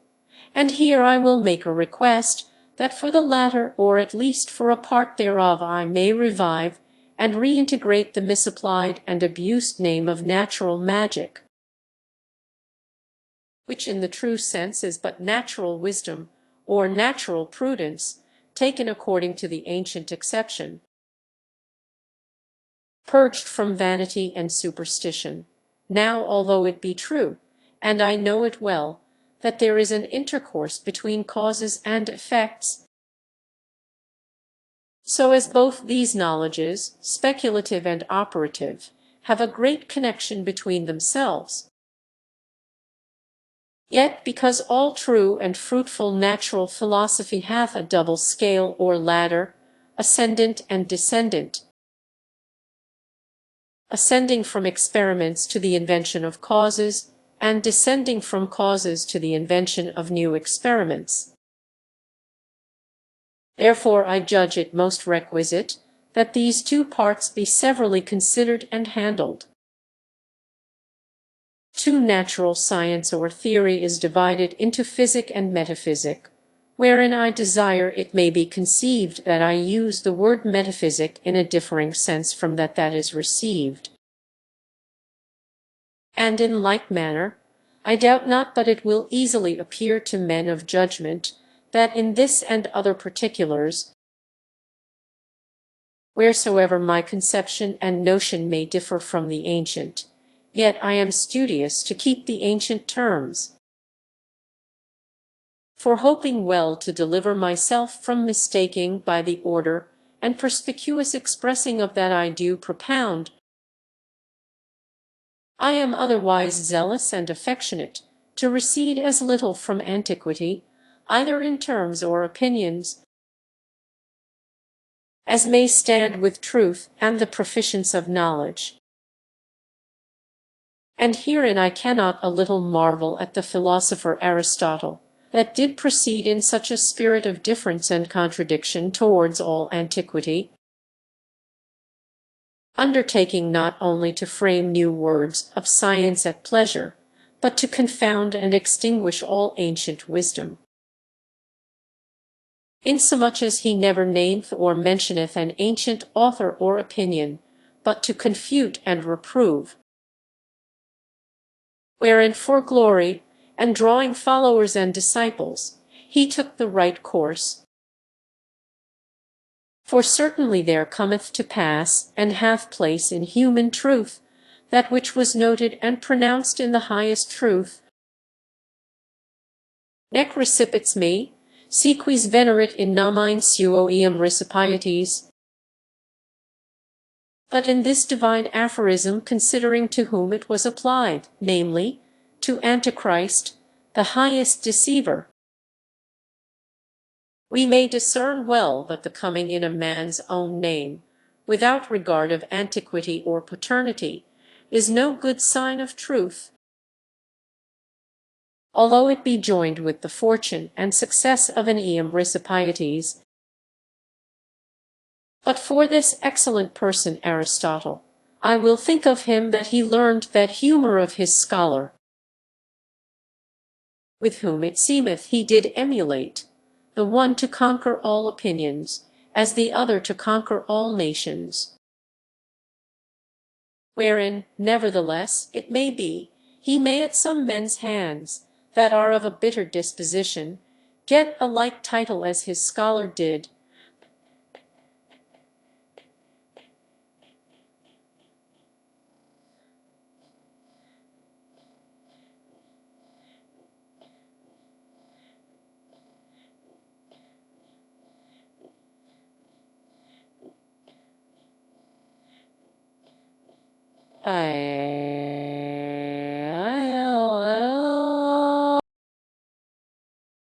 Felix terrarum credo, non utile mundo editus exemplum, and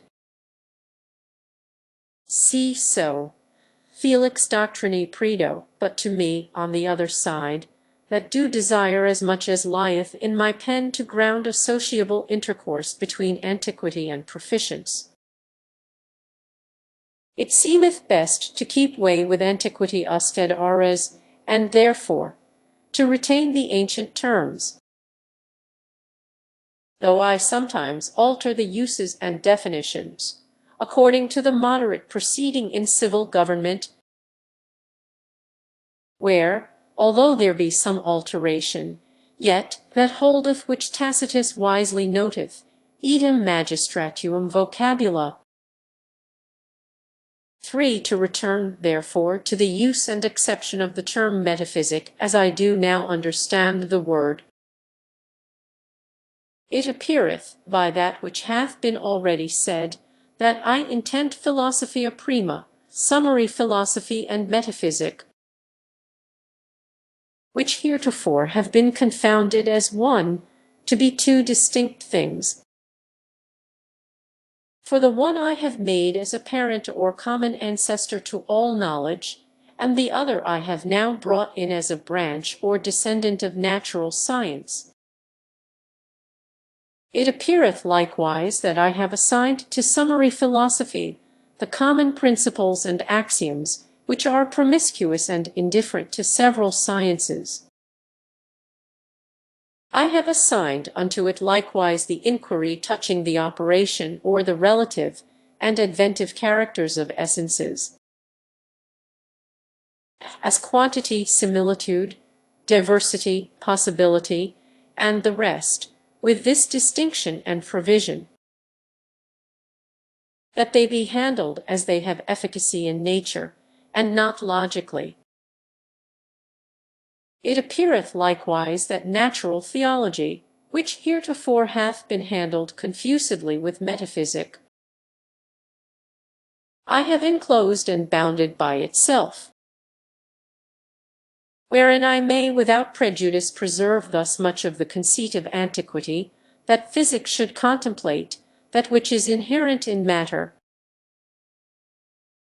therefore transitory, and metaphysic that which is abstracted and fixed, and again, that physic should handle that which supposeth in nature only a being and moving, and metaphysics should handle that which supposeth further in nature a reason, understanding, and platform. But the difference, perspicuously expressed, is most familiar and sensible. For as we divided natural philosophy in general into the inquiry of causes and productions of effects, so that part which concerneth the inquiry of causes we do subdivide according to the received and sound division of causes. The one part, which is physic, inquireth and handleth the material and efficient causes, and the other, which is metaphysic, handleth the formal and final causes. For physic, taking it according to the derivation, and not according to our idiom for medicine, is situate in a middle term or distance between natural history and metaphysic. For natural history describeth the variety of things, physic the causes, but variable or respective causes, and metaphysic the fixed and constant causes. Limis at hic durisit, et hic ut sera liquisit, uno iadem igni. Fire is the cause of induration, but respective to clay. Fire is the cause of colloquation, but respective to wax. But fire is no constant cause either of induration or colloquation, so then the physical causes are but the efficient and the matter. Physic hath three parts, whereof two respect nature united or collected, the third contemplateth nature diffused or distributed. Nature is collected either into one entire total, or else into the same principles or seeds.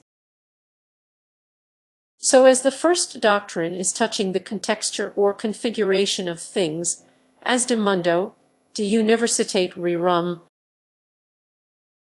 the second is the doctrine concerning the principles or originals of things. The third is the doctrine concerning all variety and particularity of things, whether it be of the differing substances, or their differing qualities and natures, whereof there needeth no enumeration, this part being but as a gloss or paraphrase that attendeth upon the text of natural history.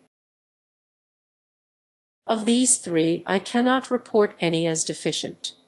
In what truth or perfection they are handled, I make not now any judgment. They are parts of knowledge not deserted by the labor of man. 5. For metaphysic, we have assigned unto it the inquiry of formal and final causes, which assignation, as to the former of them, may seem to be nugatory and void, because of the received and inveterate opinion that the inquisition of man is not competent to find out essential forms or true differences. Of which opinion we will take this hold, that the invention of forms is of all other parts of knowledge the worthiest to be sought, if it be possible to be found. As for the possibility, they are ill discoverers that think there is no land, when they can see nothing but sea. But it is manifest that Plato, in his opinion of ideas, as one that had a wit of elevation situate as upon a cliff, did discray that forms were the true object of knowledge, but lost the real fruit of his opinion, by considering of forms as absolutely abstracted from matter, and not confined and determined by matter, and so turning his opinion upon theology, wherewith all his natural philosophy is infected. But if any man shall keep a continual watchful and severe eye upon action, operation, and the use of knowledge, he may advise and take notice what are the forms, the disclosures whereof are fruitful and important to the state of man. For as to the forms of substances man only accept, of whom it is said, formavit hominum de limo terrae, et spiravit in facem ejus spiraculum viti, and not as of all other creatures, producent aquae, producat terra. The forms of substances, I say, as they are now by compounding and transplanting multiplied, are so perplexed, as they are not to be inquired, no more than it were either possible or to purpose to seek in gross the forms of those sounds which make words, which by composition and transposition of letters are infinite. But, on the other side, to inquire the form of those sounds or voices which make simple letters is easily comprehensible, and being known induceth and manifesteth the forms of all words, which consist and are compounded of them. In the same manner, to inquire the form of a lion, of an oak, of gold, nay, of water, of air, is a vain pursuit. But to inquire the forms of sense, of voluntary motion, of vegetation, of colors, of gravity and levity, of density, of tenuity, of heat, of cold, and all other natures and qualities, which, like an alphabet, are not many, and of which the essences upheld by matter of all creatures do consist. To inquire, I say, the true forms of these is that part of metaphysic which we now define of. Not but that physic doth make inquiry, and take consideration of the same natures, but how? Only as to the material and efficient causes of them, and not as to the forms. For example, if the cause of whiteness in snow or froth be inquired, and it be rendered thus: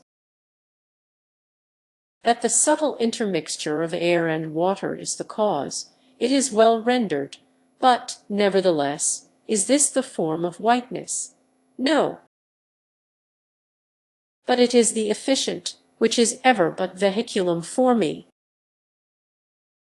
This part of metaphysic I do not find labored and performed, whereat I marvel not, because I hold it not possible to be invented by that course of invention which hath been used, in regard that men, which is the root of all error, have made too untimely a departure, and too remote a recess from particulars. 6. But the use of this part of metaphysic, which I report as deficient, is of the rest the most excellent in two respects. The one, because it is the duty and virtue of all knowledge to abridge the infinity of individual experience, as much as the conception of truth will permit, and to remedy the complaint of vita brevis ars longa, which is performed by uniting the notions and conceptions of sciences. For knowledges are as pyramids, whereof history is the basis. So of natural philosophy, the basis is natural history, the stage next the basis is physic. The stage next the vertical point is metaphysic. As for the vertical point, opus quod operatur Deus a principio usque ad finum, the summary law of nature, we know not whether man's inquiry can attain unto it. But these three be the true stages of knowledge, and are to them that are depraved no better than the giants' hills.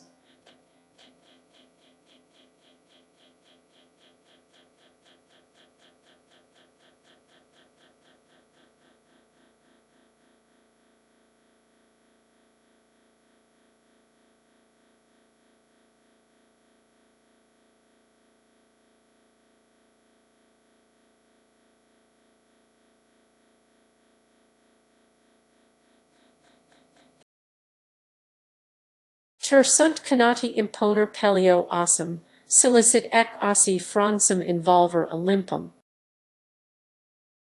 But to those which refer all things to the glory of God, they are as the three acclamations, sant, sant, sant, wholly in the description or dilatation of his works, wholly in the connection or concatenation of them, and wholly in the union of them in a perpetual and uniform law. And, therefore, the speculation was excellent in Parmenides and Plato, although but a speculation in them, that all things by scale did ascend to unity. So then always that knowledge is worthiest which is charged with least multiplicity, which appeareth to be metaphysic, as that which considereth the simple forms or differences of things,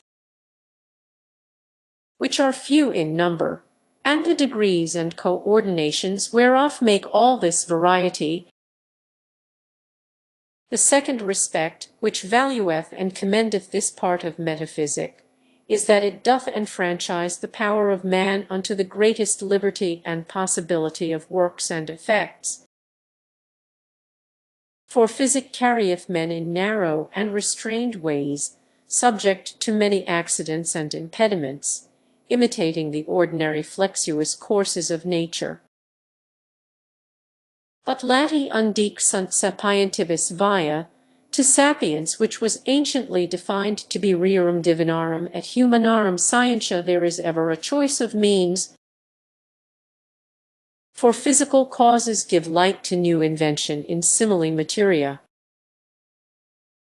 But whosoever knoweth any form, knoweth the utmost possibility of superinducing that nature upon any variety of matter, and so is less restrained in operation, either to the basis of the matter, or the condition of the efficient.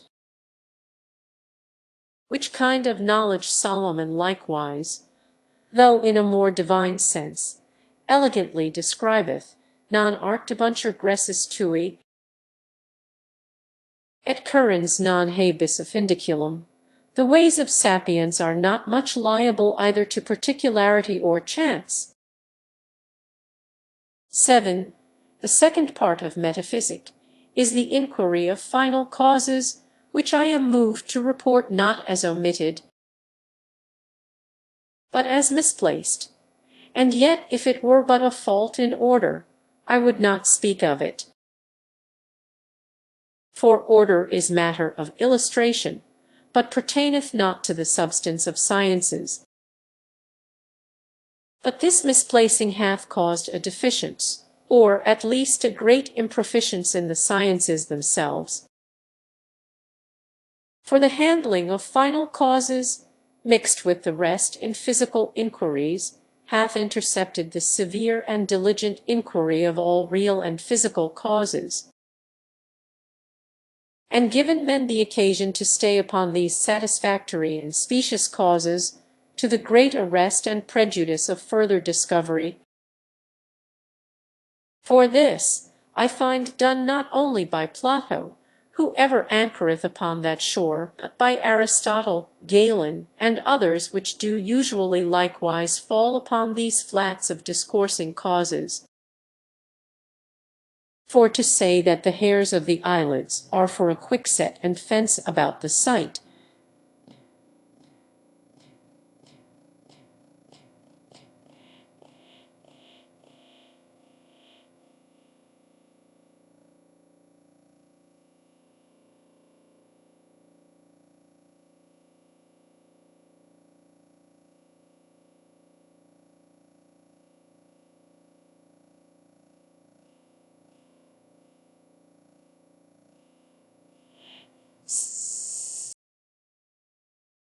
or that the firmness of the skins and hides of living creatures is to defend them from the extremities of heat or cold,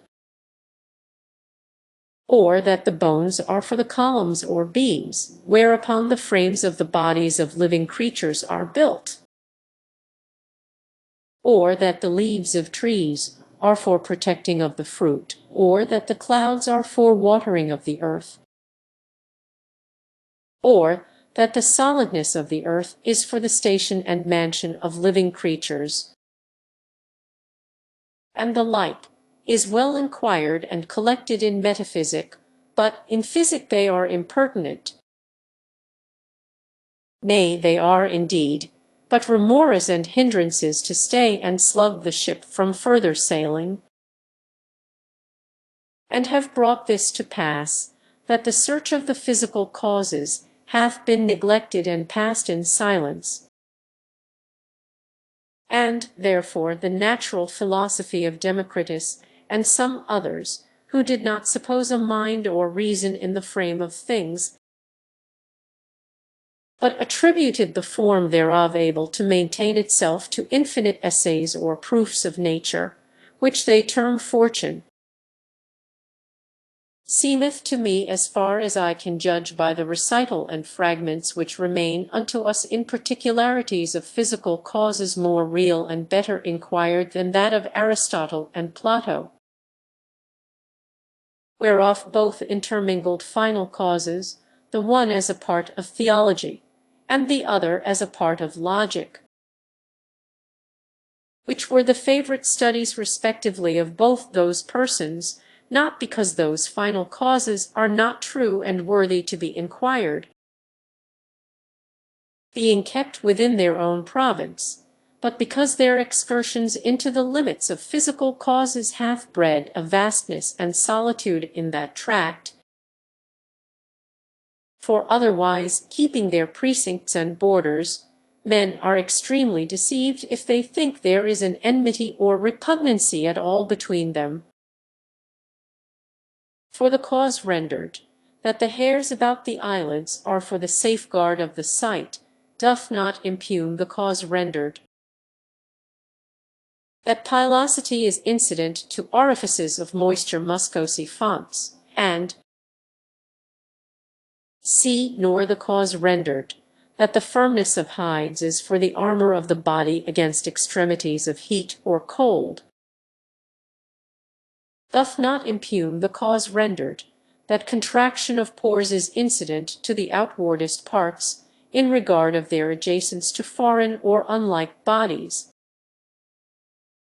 and so of the rest, both causes being true and compatible, the one declaring an intention, the other a consequence only. Neither doth this call in question or derogate from divine providence, but highly confirm and exalt it. For, as in civil actions, he is the greater and deeper politique that can make other men the instruments of his will and ends, and yet never acquaint them with his purpose, so as they shall do it and yet not know what they do, than he that imparteth his meaning to those he employeth. So is the wisdom of God more admirable, when nature intendeth one thing and providence draweth forth another, than if he had communicated to particular creatures and motions the characters and impressions of his providence. And thus much for metaphysic, the latter part whereof I allow as extant, but wish it confined to his proper place. Roman 8:1. Nevertheless, there remaineth yet another part of natural philosophy, which is commonly made a principal part, and holdeth rank with physic special and metaphysic, which is mathematic, but I think it more agreeable to the nature of things, and to the light of order, to place it as a branch of metaphysic. For the subject of it being quantity, not quantity indefinite, which is but a relative, and belongeth to philosophia prima, as hath been said, but quantity determined or proportionable, it appeareth to be one of the essential forms of things, as that is causative in nature of a number of effects. Insomuch as we see in the schools both of Democritus and of Pythagoras that the one did ascribe figure to the first seeds of things, and the other did suppose numbers to be the principles and originals of things. And it is true also that of all other forms as we understand forms, it is the most abstracted and separable from matter, and therefore most proper to metaphysic, which hath likewise been the cause why it hath been better labored and inquired than any of the other forms, which are more immersed in matter. For it being the nature of the mind of man to the extreme prejudice of knowledge to delight in the spacious liberty of generalities, as in a champaign region, and not in the enclosures of particularity, the mathematics of all other knowledge were the goodliest fields to satisfy that appetite. But for the placing of this science, it is not much material, only we have endeavored in these our partitions to observe a kind of perspective, that one part may cast light upon another. 2. The mathematics are either pure or mixed. To the pure mathematics are those sciences belonging which handle quantity determinate, merely severed from any axioms of natural philosophy. And these are two, geometry and arithmetic, the one handling quantity continued, and the other dissevered. Mixed hath for subject some axioms or parts of natural philosophy, and considereth quantity determined, as it is auxiliary and incident unto them, for many parts of nature can neither be invented with sufficient subtlety, nor demonstrated with sufficient perspicuity, nor accommodated unto use with sufficient dexterity, without the aid and intervening of the mathematics, of which sort are perspective, music, astronomy, cosmography, architecture, engineering, and divers others. In the mathematics I can report no deficience, except it be that men do not sufficiently understand this excellent use of the pure mathematics, in that they do remedy and cure many defects in the wit and faculties intellectual. For if the wit be too dull, they sharpen it; if too wandering, they fix it; if too inherent in the sense, they abstract it. So that as tennis is a game of no use in itself, but of great use in respect it maketh a quick eye and a body ready to put itself into all postures, so in the mathematics that use which is collateral and intervenient is no less worthy than that which is principal and intended. And as for the mixed mathematics, I may only make this prediction, that there cannot fail to be more kinds of them as nature grows further disclosed. Thus much of natural science, or the part of nature speculative. 3. For natural prudence, or the part operative of natural philosophy, we will divide it into 3 parts: experimental, philosophical, and magical, which 3 parts active have a correspondence and analogy with the 3 parts speculative: natural history, physic, and metaphysic. For many operations have been invented, sometimes by a casual incidence and occurrence,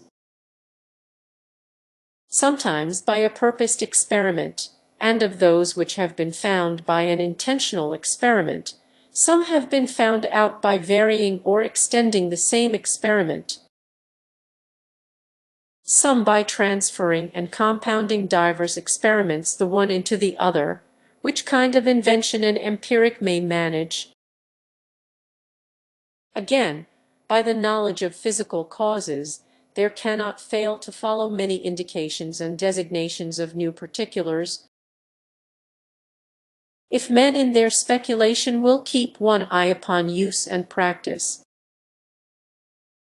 But these are but coastings along the shore, premendo litis iniquum, for it seemeth to me there can hardly be discovered any radical or fundamental alterations and innovations in nature, either by the fortune and essays of experiments, or by the light and direction of physical causes. If, therefore, we have reported metaphysic deficient, it must follow that we do the like of natural magic, which hath relation thereunto. For as for the natural magic whereof now there is mention in books, containing certain credulous and superstitious conceits and observations of sympathies and antipathies, and hidden proprieties, and some frivolous experiments, strange rather by disguisement than in themselves. It is as far differing in truth of nature from such a knowledge as we require as the story of King Arthur of Britain, or Hugh of Burgo, differs from Caesar's commentaries in truth of story, for it is manifest that Caesar did greater things to Virro than those imaginary heroes were feigned to do. But he did them not in that fabulous manner. Of this kind of learning the fable of Ixion was a figure, who designed to enjoy Juno, the goddess of power, and instead of her had copulation with a cloud, of which mixture were begotten centaurs and chimeras. So whosoever shall entertain high and vaporous imaginations, instead of a laborious and sober inquiry of truth, shall beget hopes and beliefs of strange and impossible shapes. And, therefore, we may note in these sciences which hold so much of imagination and belief, as this degenerate natural magic, alchemy, astrology, and the like, that in their propositions the description of the means is ever more monstrous than the pretence or end. For it is a thing more probable that he that knoweth well the natures of weight, of colour, of pliant and fragile in respect of the hammer, of volatile and fixed in respect of the fire, and the rest, may superinduce upon some metal the nature and form of gold by such mechanic as longeth to the production of the natures afore rehearsed, than that some grains of the medicine projected should in a few moments of time turn a sea of quicksilver or other material into gold. So it is more probable that he that knoweth the nature of arefaction, the nature of assimilation of nourishment to the thing nourished, the manner of increase and clearing of spirits, the manner of the depredations which spirits make upon the humours and solid parts, shall by ambages of diets, bathings, anointings, medicines, motions, and the like, prolong life, or restore some degree of youth or vivacity, than that it can be done with the use of a few drops or scruples of a liquor or receipt.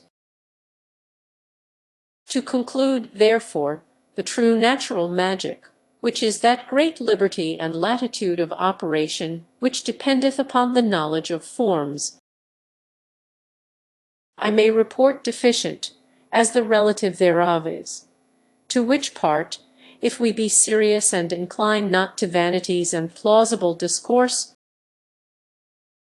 besides the deriving and deducing the operations themselves from metaphysic, there are pertinent 2 points of much purpose, the one by way of preparation, the other by way of caution. The first is, that there be made a calendar, resembling an inventory of the estate of man, containing all the inventions being the works or fruits of nature or art which are now extant, and whereof man is already possessed, out of which doth naturally result a note what things are yet held impossible, or not invented, which calendar will be the more artificial and serviceable if to every reputed impossibility you add what thing is extant which cometh the nearest in degree to that impossibility, to the end that by these optatives and potentials man's inquiry may be the more awake in deducing direction of works from the speculation of causes. And secondly, that these experiments be not only esteemed which have an immediate and present use, but those principally which are of most universal consequence for invention of other experiments, and those which give most light to the invention of causes, for the invention of the mariner's needle, which giveth the direction, is of no less benefit for navigation than the invention of the sails which give the motion. For thus have I passed through natural philosophy and the deficiencies thereof, wherein if I have differed from the ancient and received doctrines, and thereby shall move contradiction, for my part, as I affect not to dissent, so I purpose not to contend.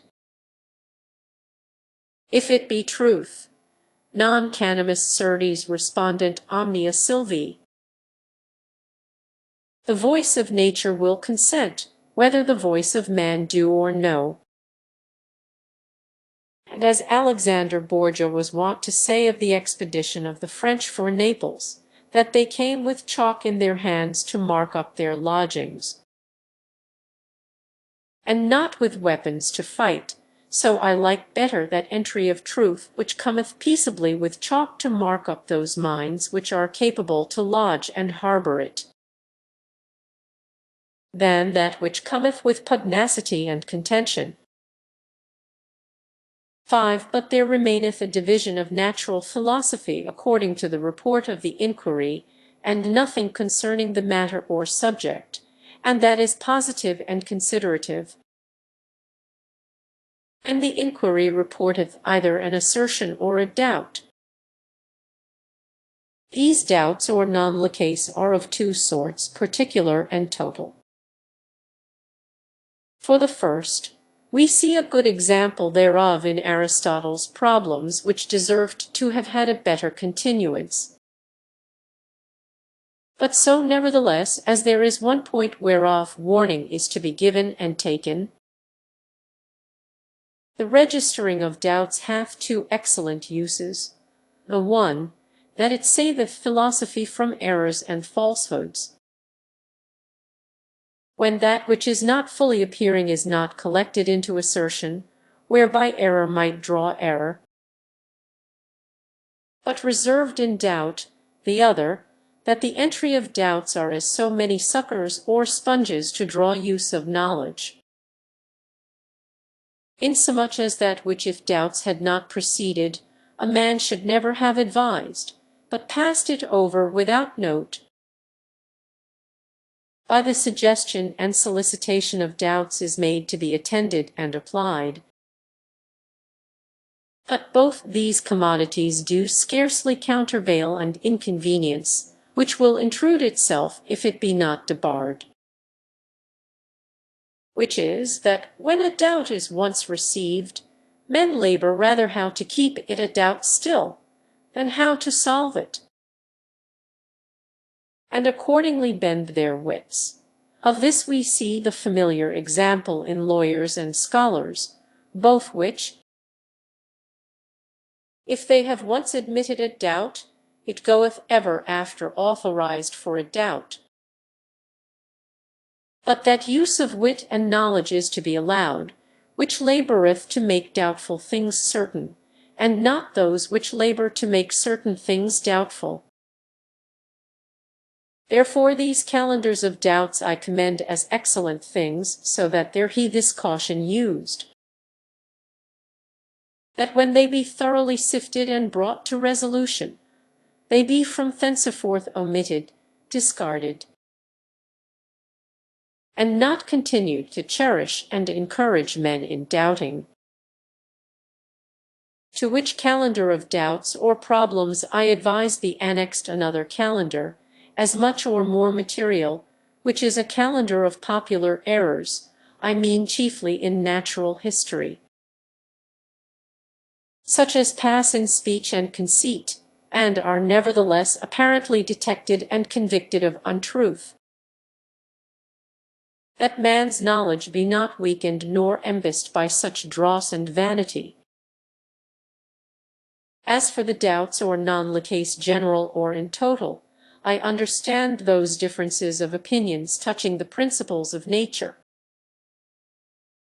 and the fundamental points of the same, which have caused the diversity of sects, schools, and philosophies, as that of Empedocles, Pythagoras, Democritus, Parmenides, and the rest. For although Aristotle, as though he had been of the race of the Ottomans, thought he could not reign except the first thing he did he killed all his brethren, yet to those that seek truth and not magistrality, it cannot but seem a matter of great profit to see before them the several opinions touching the foundations of nature, not for any exact truth that can be expected in those theories, for as the same phenomena in astronomy are satisfied by this received astronomy of the diurnal motion and the proper motions of the planets, with their eccentrics and epicycles, and likewise by the theory of Copernicus, who supposed the earth to move, and the calculations are indifferently agreeable to both, so the ordinary face and view of experience is many times satisfied by several theories and philosophies. Whereas to find the real truth requireth another manner of severity and attention.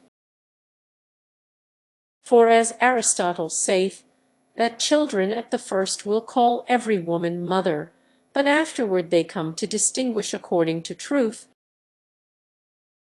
so experience, if it be in childhood, will call every philosophy mother, but when it cometh to ripeness it will discern the true mother. So as in the meantime it is good to see the several glosses and opinions upon nature, whereof it may be every one in some one point hath seen clearer than his fellows. Therefore I wish some collection to be made painfully and understandingly de antiquis philosophiae, out of all the possible light which remaineth to us of them, which kind of work I find deficient. But here I must give warning, that it be done distinctly and severedly, the philosophies of every one throughout by themselves, and not by titles packed and fagoted up together, as hath been done by Plutarch.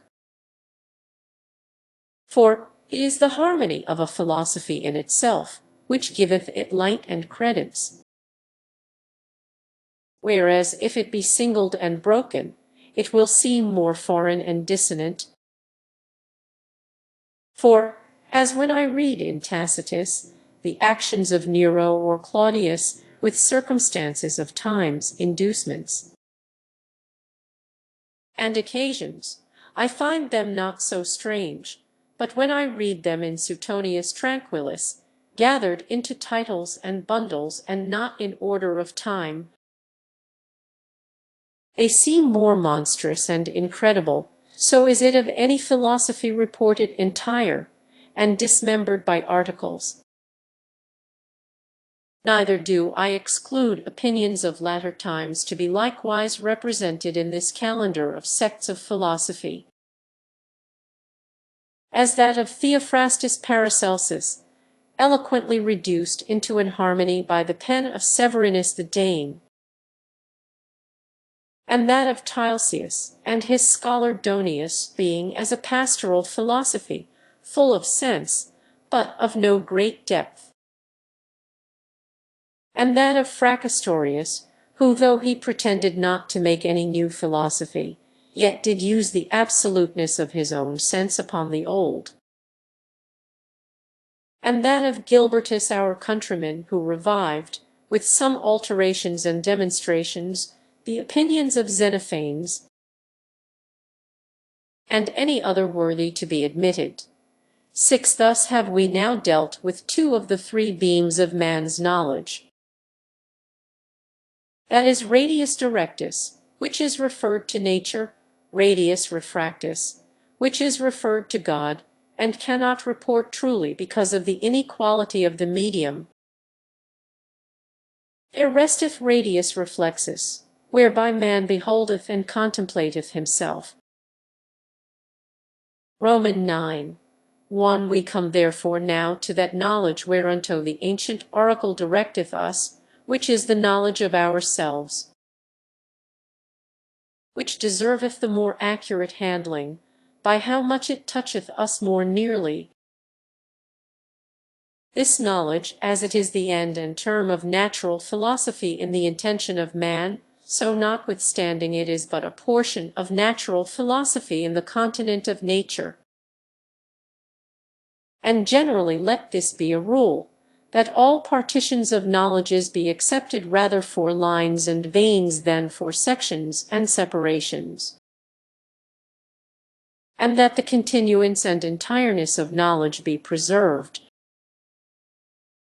For the contrary hereof hath made particular sciences to become barren, shallow, and erroneous, while they have not been nourished and maintained from the common fountain. So we see Cicero, the orator, complained of Socrates and his school, that he was the first that separated philosophy and rhetoric. Whereupon rhetoric became an empty and verbal art.